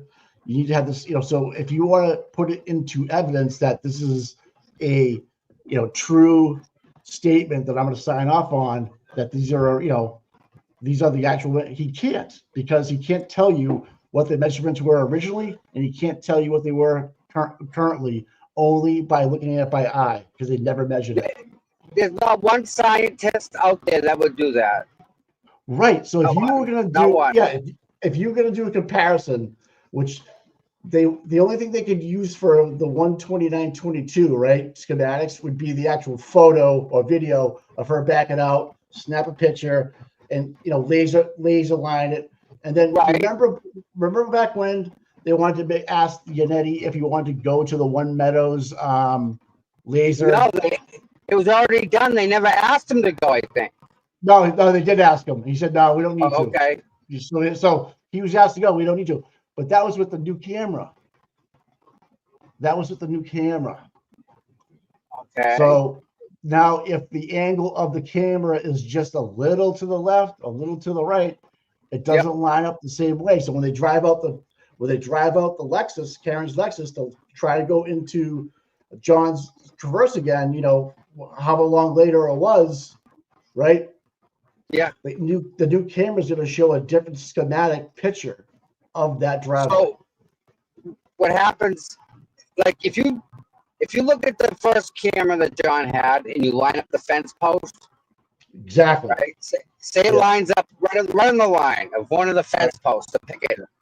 Yeah. If you've got a new camera and you line it up to that picket, image is automatically going to be different. He tried to do that yesterday. It's funny you brought that up. They actually had that video of look at this post in the fence. It's right here, and like we're talking about not a foot off, but but he couldn't tell you with confirmation with 100% certain scientific certainty, as an expert witness, that this is the exact schematics of the first one. Right, You follow because what I'm saying? it's not. Yes, because it's he can't. Yep, yep, Right. yep. Are we back? All right. Yeah, court's back in. We can switch it up. I'll see you when you get home. Yeah. Drive safe. I'm working on it. Please be seated, court is in session. Can you redirect, Mr. Brennan? Thank you.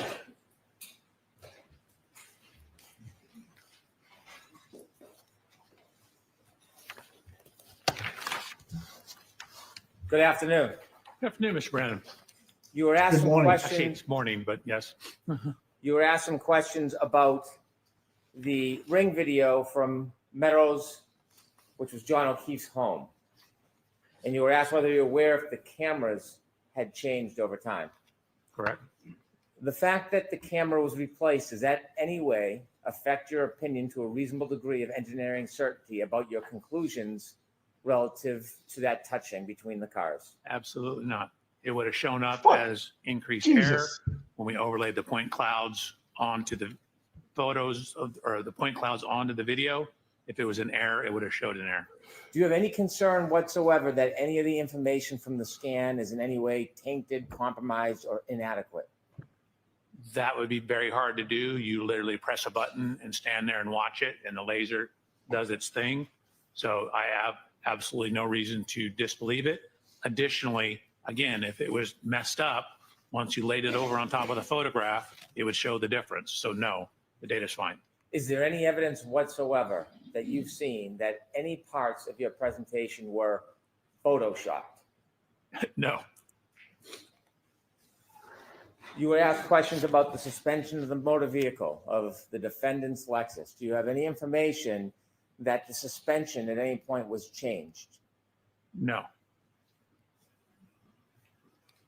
What were they fucking listening Yesterday, to you me? were asked a number of questions about formulas. You took out your calculator and you were asked about different variables. Were those variables hypotheticals or were they related to this specific case? So they seemed hypothetical. Again, you have to be careful when you're talking about failure forces on biomechanical things. For example, if you impact the hand with a, say, 1-inch narrow metal bar, that's a lot different than if you have a broad, say, plastic taillight or rear body panel. So when you have distributed loads, you can take much more. I told you guys about sitting on the bed, like how much you sink in. That's an Gross. example of spreading your load out. When you spread the load out, you don't sink in as much. So same thing with, forces on your body. If you take on this stipples. pencil, I don't have to press very hard for it to pull in. But if I spread it out, I have to press much harder. Oh my God, I'm so dirty. So you have to look at the I didn't take a distribution shower. of the load when you're talking about the failure. So when you look at the failure loads, it depends on what you're doing it with. If I hit you with a 5-pound Whiz- 2x4 or a whiz 5-pound Jim. pillow, they're both 5 pounds, but you'd much rather get hit by the pillow than the 2x4. Oh my God, there's so many jokes here. So many fucking jokes. When you were asked questions about communications, when you would have communications with the Norfolk County District Attorney's Office, did you ever use encrypted apps to secretly hide your communications? Apps like Signal? No, I don't have any of those. So the form of the question, ask it differently. Yeah, what are you doing? When you were communicating with members of the Norfolk County District Attorney's Office, did you ever use encrypted apps like Signal to communicate? I'm going Where's the to- base for this? No, Oh. I mean, I don't even know what that is. Would you ever use an Oh. encrypted app so those communications couldn't be tracked? No. Would you ever have any reason as a professional for doing that? Sustained. She's trying You to were discredit asked about fucking Dr. confirmation Wolf. bias. You remember those questions? I do. Could I have slide 33 of your PowerPoint, please? I'm sorry, what number? Slide 33. 33.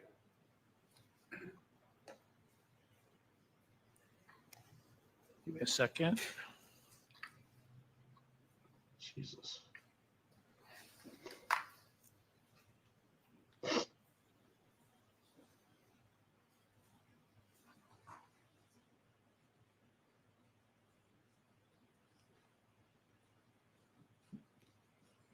33. You could zoom that in, please. A little larger so we can see it. I cannot do it with one monitor. You can't do it any closer than that? Not since I took down, oh, hold on. Here we go. Which part do you want me to zoom in? Miss Gilman can zoom in for you. Sorry? Which part? Miss Gilman's Man, going to sorry. do it for you. You had to hear there all you go. that. Perfect. And I came up with douche canoe. I'm sorry you had to hear that Zoom one in, too. please. Okay. On shift position signal, going forward, then Fuck. neutral and reverse. Does that data suffer from confirmation bias? No, that's strictly electronic data. Does that data? When we look suffer over at from the garbage vehicle bias? speed, can we go to the left a little bit? Oh, okay. Down. Vehicle speed ending at 2361 miles per hour. Does that suffer from confirmation bias? No, again, these are direct readings from the vehicle. Again, that speed on this here, you have to correct for the slippage, which I do later on in the slide, but that is a direct reading from what the speedometer is seeing. Acceleration at the end of that 10-second window, 74%. Does that suffer from confirmation bias? No, that's a direct reading of a sensor. That's objective information. I have no further questions. Thank you. Wow. Anything, Mr. Lessie? Your Honor.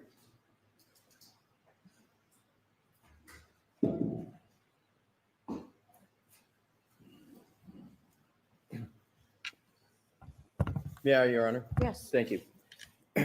Dr. right, Welcher, you were one more just time. asked questions about slide 33, which is the slide about text stream data. You acknowledge that text stream data, what you've called a trigger, like was on that slide, does not tell you if a collision even occurred, correct? Correct. With regard to the topic of confirmation bias that you were just asked about in slide 33, am I correct that all of the questions that Attorney Brennan just asked you were about data on that slide, correct? All that's on that slide is data, correct? How do you ask me more questions than just this slide? But were the questions just about data?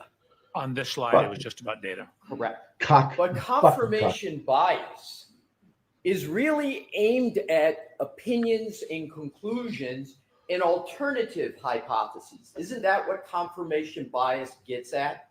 So generally, yes. Again, I started this case with It was the just a question. hypothesis, Go ahead, sir. Go ahead. with the hypothesis that the Lexus didn't contact Mr. O'Keefe. And so I start what's called the null hypothesis, that this didn't happen. And then I look at evidence to either include or exclude the null hypothesis. So theoretically, my confirmational bias starts with a bias that it didn't happen. Bullshit.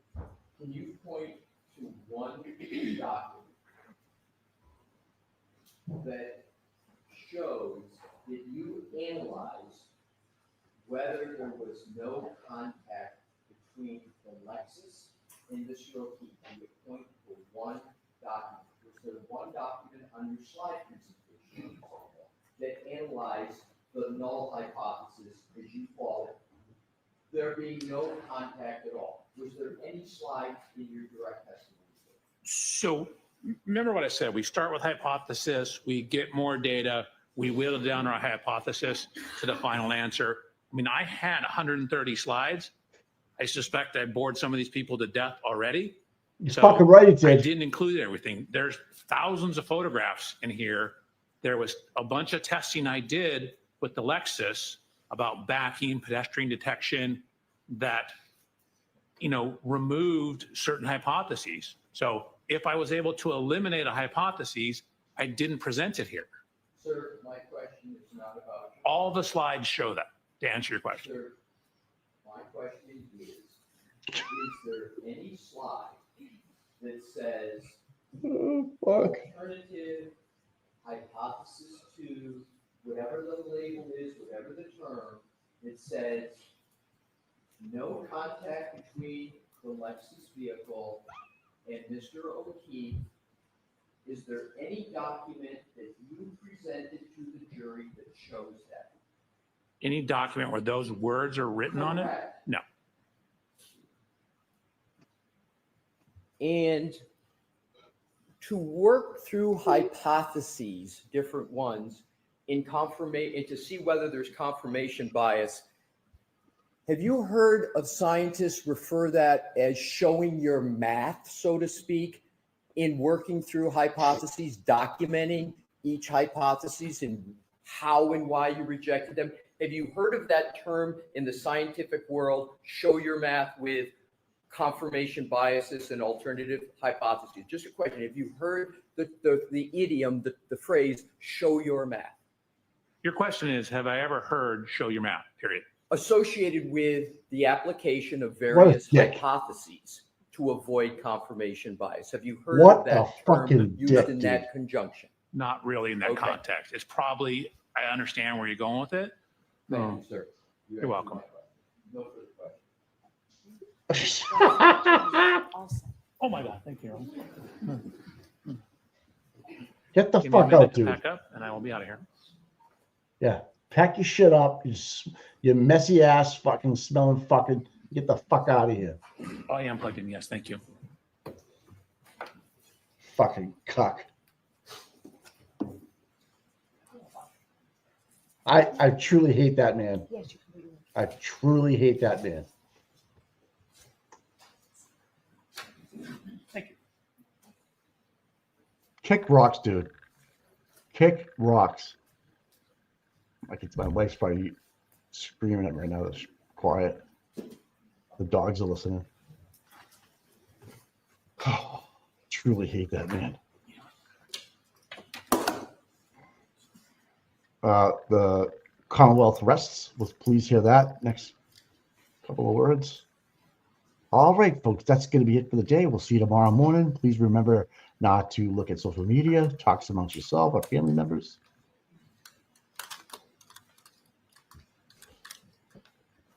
Right? Am I right? May I step down? Yes, you can. Thank you very much. May I step down, Your Honor? What an ass kicking, kissing fuck. Oh, man. Oh. Mr. Brennan? Oh, here we go. Commonwealth moves to introduce and play clip 26. Oh, Jesus. Okay. We had some more little theatricals here.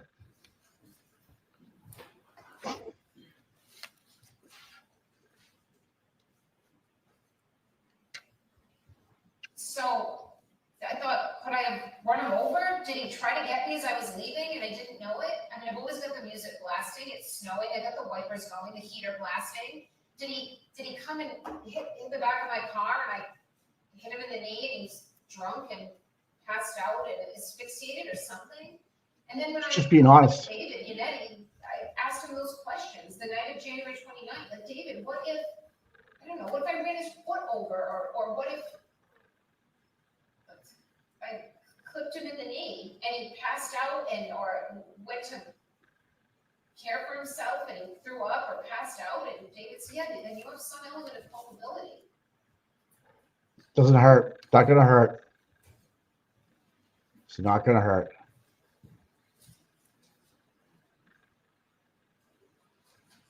Exhibit 207. Hank, nice try, buddy. It's just like the voicemails, guys. Rests. Yes.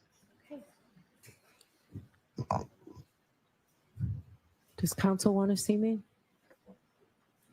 We do, Your Honor. Okay, so should we send the jury out or should?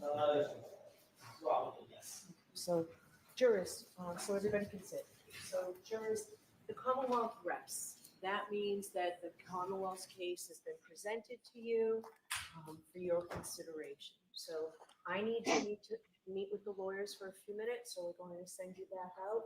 I can tell you that it now appears that we're at least on schedule, if not a little ahead of schedule. So we'll send you back out for a short recess. Oh, thank you. Oh, Can thank council you. come to sidebar, please? All right, that's 4 sidebars. Who had 4? So the Commonwealth all done. Yep, done. Done, done. Done, done, done, Wow. done, done, done. Thank Hold God. on.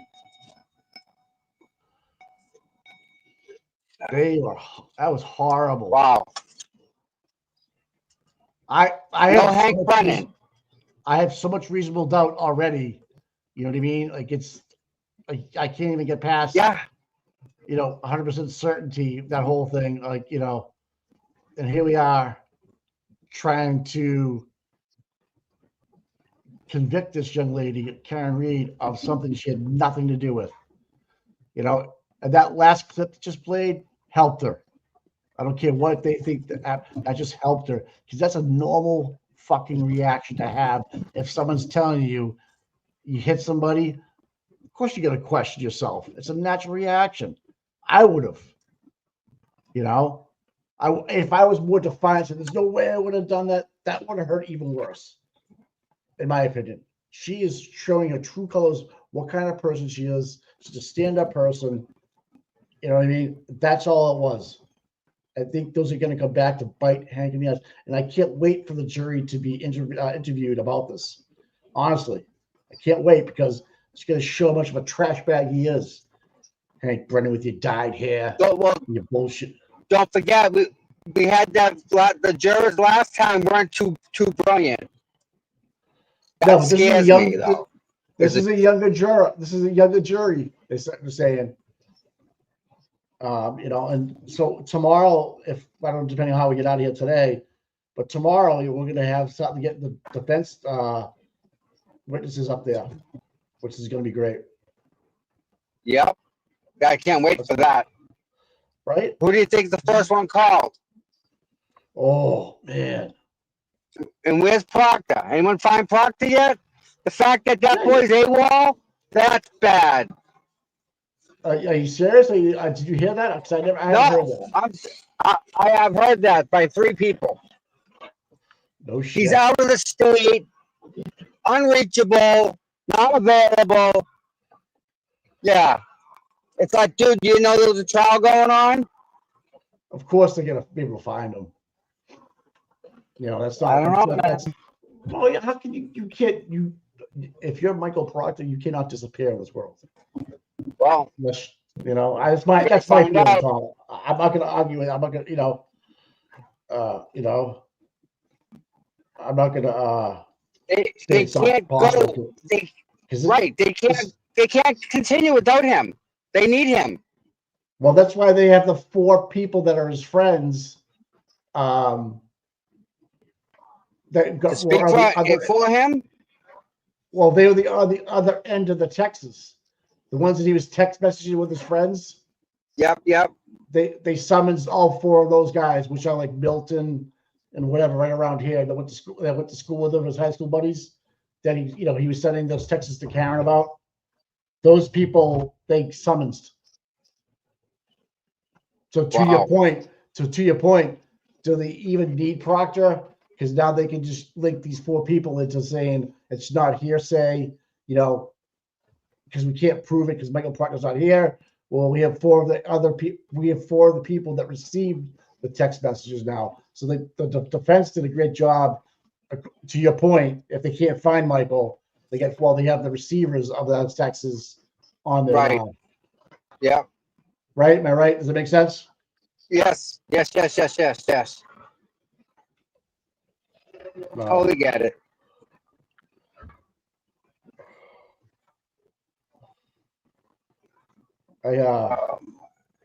It's interesting that we're done at it's what 11:30.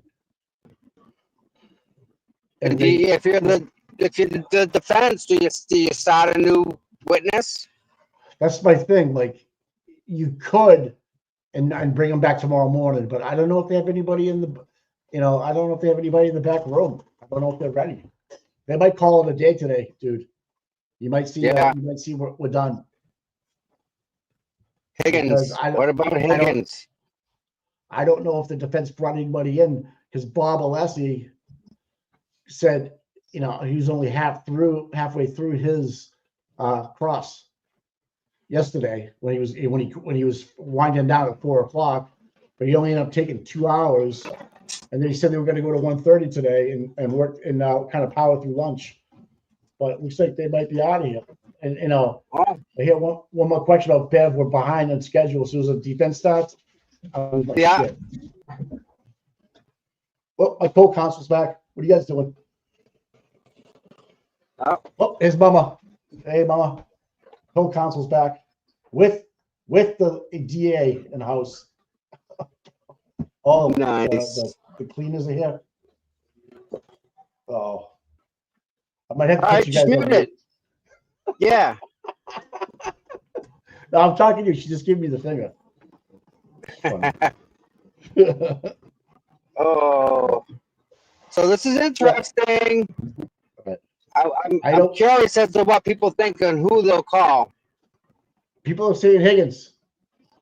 Show they're on the other side of the room. My dogs. They hate going on camera, but yeah, I have 2 dogs. Yeah, I think Higgins too. Yeah, Higgins is a good call. I think you should call Lou O'Connell just to kill time. Yeah. Ask what kind of Subaru she drives. Does have a, is he even in the courthouse, or did they skip again? No, he's here. He's at the far right. Are there 10 jurors there? Or I'm sorry, 10 reporters? 2, 4, 6, 8. Yeah, it looks close to 10, bro. Okay. 9 at least. I can see 9 for sure. Did they even get in? I can't see. No, he did not get in, but he's in for next week. So it looks like all the people for the prosecution wanted on the journalist list got in for the prosecution to write pro-prosecution reports. Now the defense is going to come in, and maybe a couple more defense journalists get up there. Okay. Who knows? I can see that maybe. Yeah.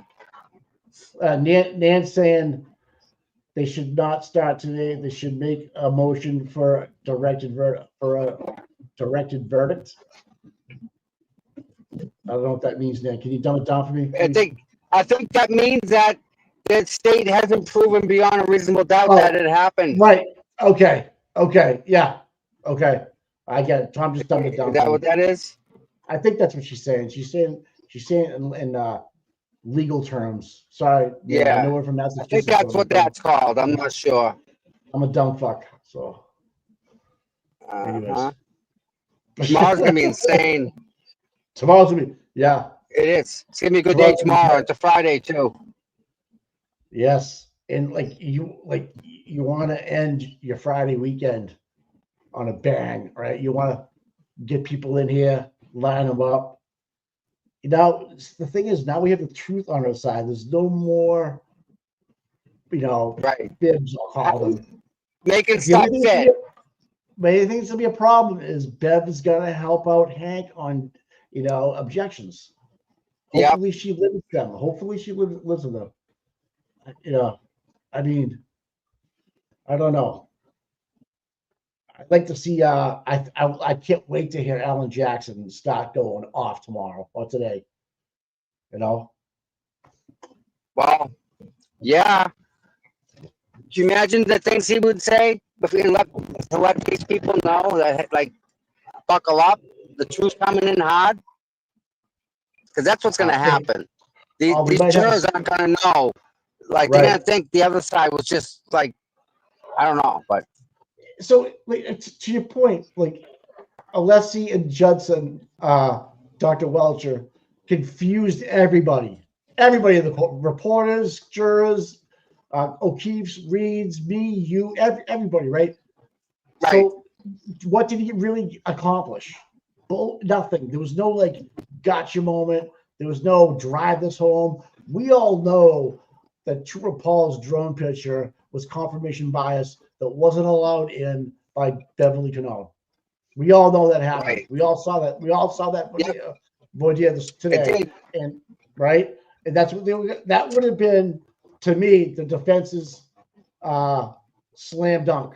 You know, so yes, thanks, Dan. That to me just shows you that if they would have had that done, it would have been, wow, you did use that. That's confirmation bias. You use someone else's report numbers and things like that to come to your conclusion. But fucking Bev, again, saved his ass, saved it. And he lied. Brennan lied at the end of the day yesterday, saying that was the CERT team's picture.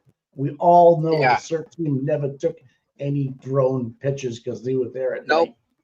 Right? That's right. They were only there for a few hours too, Mike. They weren't even there a long time. Right. So now that people that took notes for the jurors, do they realize, okay, did they write their notes down in their books that the CERT team was there from 5:45 or 5:30, whatever it was, until 8 o'clock that night? How did they get a daylight picture of the drone? You know, I don't know if the jurors were able to put that together. I wonder if Trooper Paul, if that was his drone, I wonder if he's licensed to operate it. You have to be certified in order to operate the drone. Well, he took the picture, so I would imagine he is, right? Well, at this point, someone on his reconstruction staff is, I would say, then, right? Because I don't think Trooper Paul can run a drone. Right? Because there's a little bit to it, Not that hard. Well, I'm not saying again, Trooper Paul. Yeah. I don't think he could do it. But if today was the day for me where it really shined that Auntie Bev is really, really in on it. Because it's Bev, we're watching the same thing and I'm stupid. You're a judge. How could you not see what Hank Brennan did to you yesterday? How he lied to your face about the pictures, who took them, and not allowed to be in. It must be so frustrating for an attorney. It must be so frustrating. Imagine being Karen. Right. That's all. Yeah. The whole league. Yeah. Like I can't believe we've done all this discovery on ourselves, spent all this money, studied this much, and come up with an aha moment to have it just shut down in court because, we're just not going to allow it. I don't find it relevant or whatever how she worded it. Right. I don't know. It's not good for the Commonwealth. Hence, you're not allowed to use it. What someone said, Jojo, what did I do? Really, Mike? I don't know. Did I piss somebody off? I don't know. I'm watching the chat. Sorry, buddy. I liked yesterday when the chat was up on the screen when we have the home screen. That was kind of cool. I can do that. I can't do it from here. Actually, wait a minute. Boom. Try that. Yep, here it comes, dude. Yep.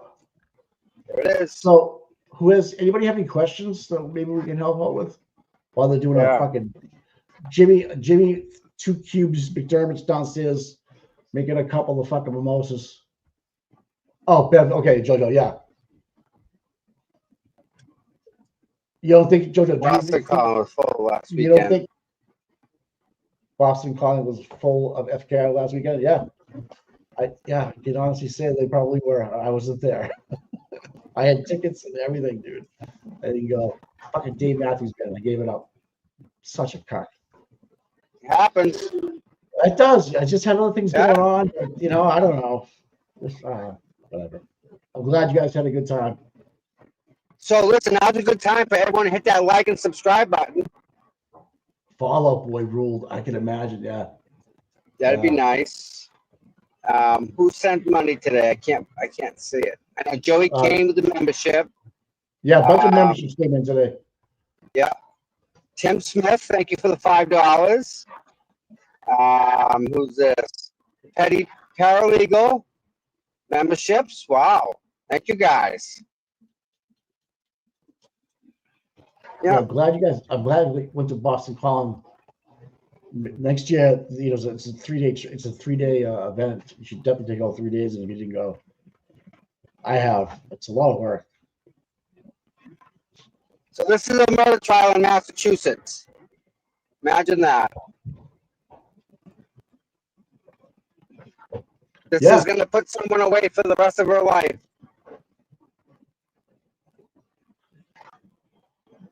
they've proven nothing. Nope. Nothing. Nope. But yet, Morrissey knew this, and he still brought these charges after he lost the first time.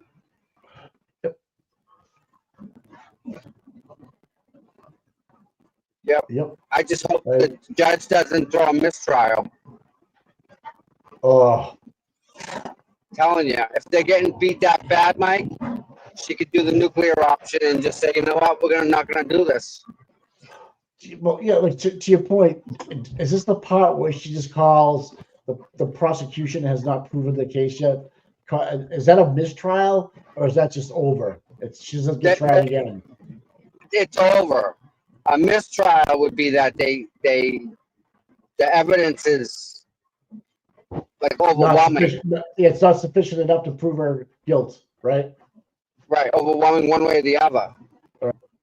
Oh, so Attorney Gallagher, here's a question. Does anybody imagine like this was a good use of the taxpayers' dollars? I know that's a rhetorical question, Attorney Gallagher. So please don't like that. Don't flick a match, please. How much money did we spend last trial too, Mike? Oh, I forget last the dollar amount. Oh, do you remember the $5 million? Was it 5? No, $5 million. I tell you, to have all the troopers and shit there, it was a lot of fucking money. Yeah. Remember that? I think it was $5 million it was for last year's trial. Are you serious? Yeah. I think they spent $5 million. And I have a problem with Pee Wee Herman sitting next to Bob Alisi here at the podium making the faces. I'm gonna have to write a strongly worded email. Well, what's his name is in there all the time too. The old guy. Oh yeah, Kokowski. Yeah, he's there all the time. Does he have a press pass? No, he's an attorney. Why is he? He's an attorney. He's passing information on to his clients. Is he relevant to this case? Karen took out a $5 million legal mortgage. I know, really. God.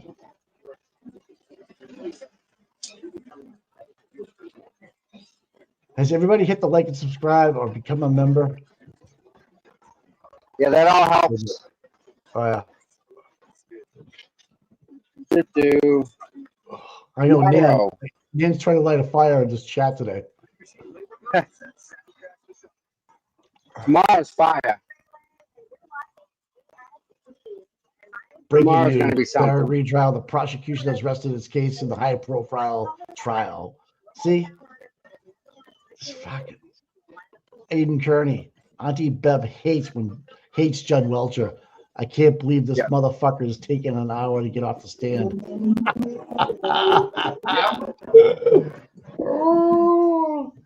I think she did too. I think she absolutely despised Time to him. go.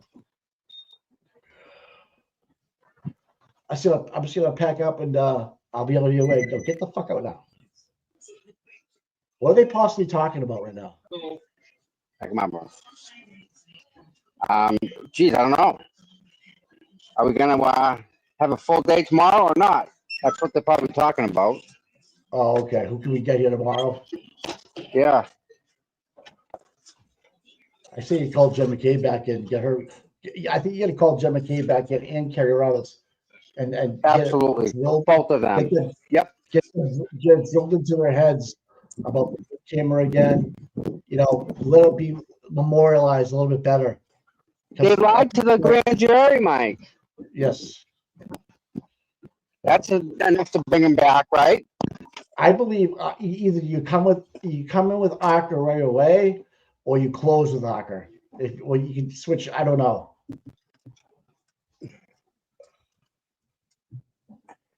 They never addressed the damage to John's vehicle. Well, that's interesting you said that, man. Yeah. I don't know. Did you get Tully up there right away? Well, and just embarrass the fuck out of him? Because his name Tully's in traffic on his way to Logan. That dude plays shuttle. We're paying him how much a year to fucking drive people around, dude? Right. Nan, who do you call first? Everybody's saying Aka. I don't know. I'm going to call Judge Beverly Canone to the stand, please. Yeah. Yeah. What's going on? I don't know. I don't think they're leaving yet.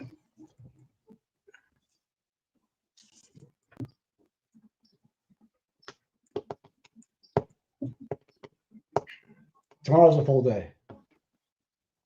As soon as Tully gets back from the airport, we're going to have him come onto the stand, people. Make Dr. Welch take a fucking Uber. I had to close my door. I get the maids are here. Probably hear me yelling. Who the fuck's that madman up there? Oh. Tom, it's so nice to have you back. Thanks. Good to be back. Yeah. Even though it was a short time, you were missed. They are packing up. Okay, that's a good sign, people. You're right. Yeah, true. And Madam Court Reporter is wearing her sundress. Look out, people. People are getting their lunch bags ready. Laura McLaughlin's packing up. Oh, there goes the laptop. Yep. She's got her lunch out. She got something going on. Something's going on. Unetti's mad.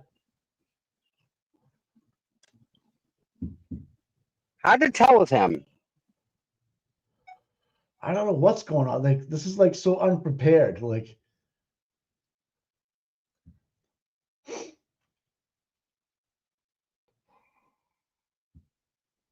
Bev, you're not doing a good job organizing this. I think McDermott needs a fucking drug test ASAP. ASAP. Look at Laura McLaughlin. Get me out of here.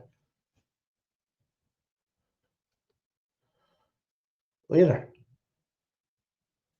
Yeah, she wants out. Yep. And here's Brennan. Brennan's starting to clean up a little bit.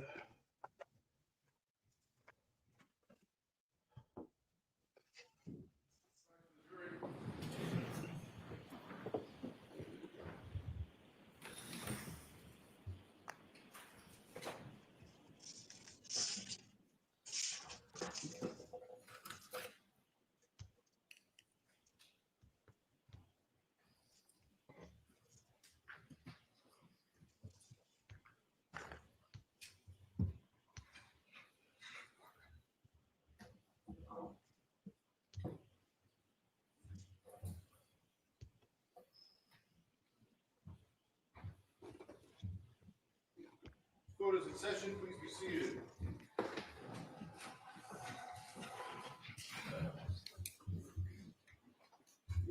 All right, so jurors, we all happened several times. Here we go. We're going to call it a day.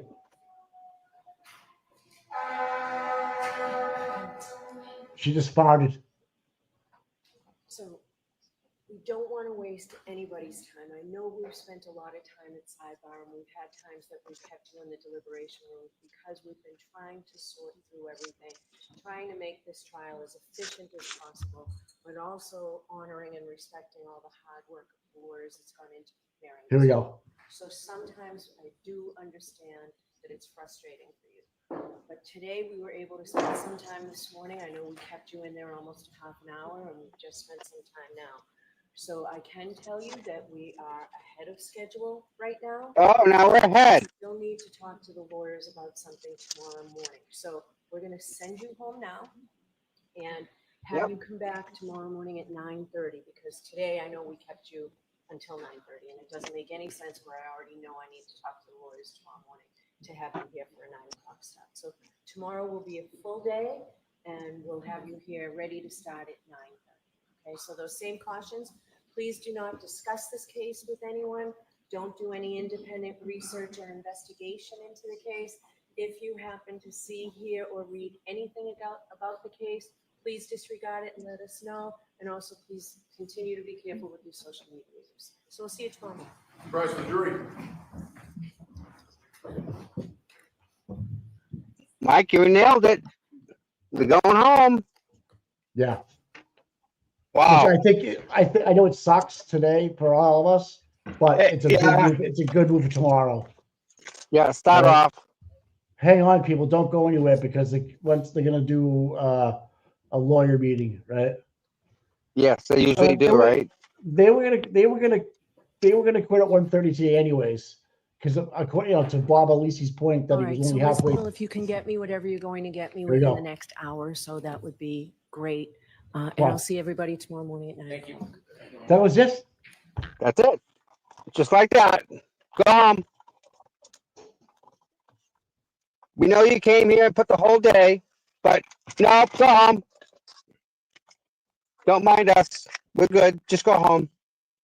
We had to listen to that cuck ass clown for fucking 2 hours this morning. We'll get to this jury trial one of these times. This is, Mike, this is on a borderline of unacceptable. They can't do this to the poor girl. Yeah, how long have we been saying that, Tom? Though, like, I know. legit, like, how long have we been saying that? Like, oh, it's so bad, it's so bad, but nothing ever happens. Like, we can say it all we want, and it's cool. We can vent, but damn, I'm sick of just saying, like, where's the win for Karen? You know? Oh, it comes down to a fucking, the jury sits up. The jury was up for 5 days last year.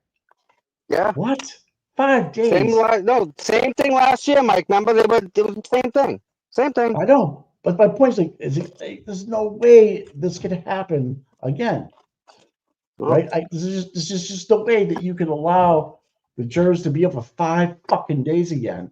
If they cannot see what we are seeing, God save the Commonwealth. Honestly, Well, God save, yeah. God save the Commonwealth. So they called 38 They only called 38 witnesses in 6 weeks.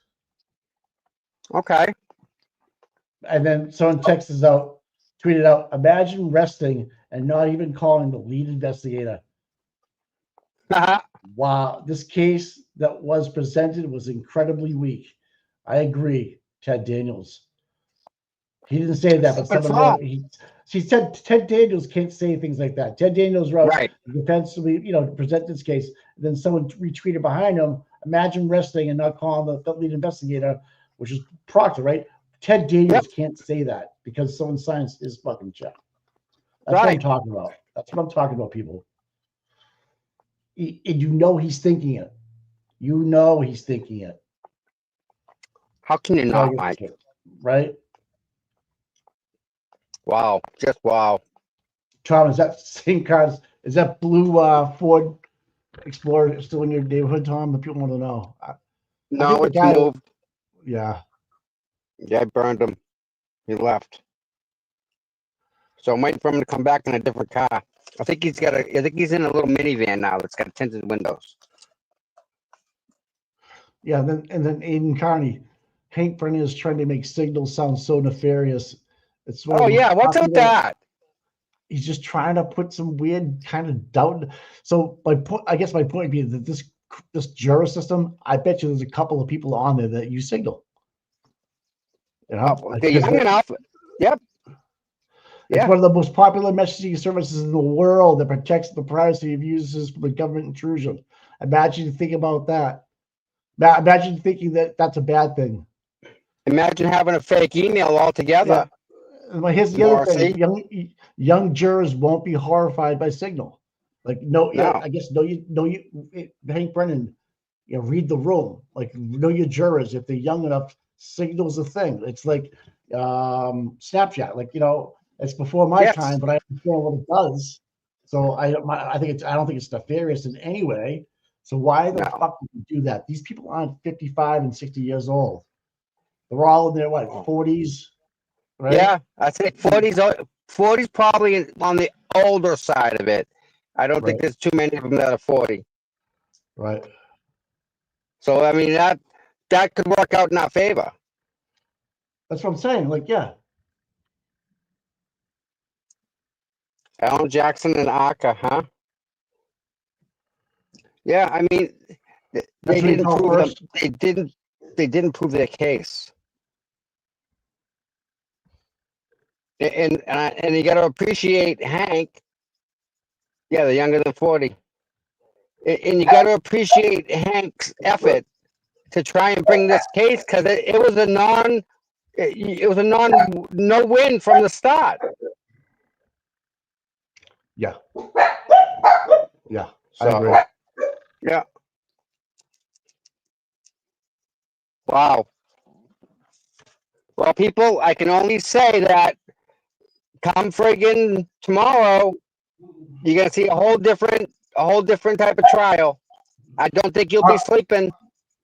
Yeah. I think Dan's going to jump on tomorrow morning with us, Tom. I don't know if you saw that text. Yeah. I can't wait for that. So It's gonna be a great day. let's get our thumbnail going. We'll be back Already on it. We'll be back at 9:30. What time I is mean, that? we'll be 9? on. We'll be 8:30. on at 8:30. We'll be on. Yeah. Right. And then I think Dan's going to jump on a little bit later than that. Yeah. Awesomeness. Tom and I just talking. Yeah. Yeah, we're gonna end this thing. Yeah. Oh yeah. You guys will I'm be just all right. kidding. We got you guys. We got you guys. I'm just giving Tom a reach around. That's all. Oh, it's scheduled. That's all. All Yeah. right. All right, guys. It's so early. I'm not used to this. It's noon. I know. We got the rest of the day to go do something. I don't know what. I'll have to figure something to do. I gotta go look at cars, man. Fuck. Yeah. Have fun with that. I think I can go fishing. Yeah. What's the weather like? It's kind of overcast. Yeah. Nice day to maybe take a nap though. Yeah. Rest shoulder, bro. All right, guys. See Yeah. you, Vinyata. Bye, chat. Thanks for everything. Yes, sir. Talk to you See you in the later. morning. Bye. Bye. All right, everybody. Please hit the like, the subscribe button. The thumbs up works too. Yeah, I wish I could play golf today. There's no golfing. Not for a little while. Not for a little while. Yeah. So tomorrow morning, everybody, same place, same time. And buckle in. It's gonna be a long day tomorrow, a full day. Karen Reed's defense finally gets up to say their piece to the jury. And it's going to be everything we've hoped for. I'm sure of it. I'm sure of it. So, everybody have a wonderful, awesome, super fabulous day. And again, we appreciate you all being here with us. And we'll catch up with you guys in the morning. You'll see us here. Thank you all. Have a wonderful day.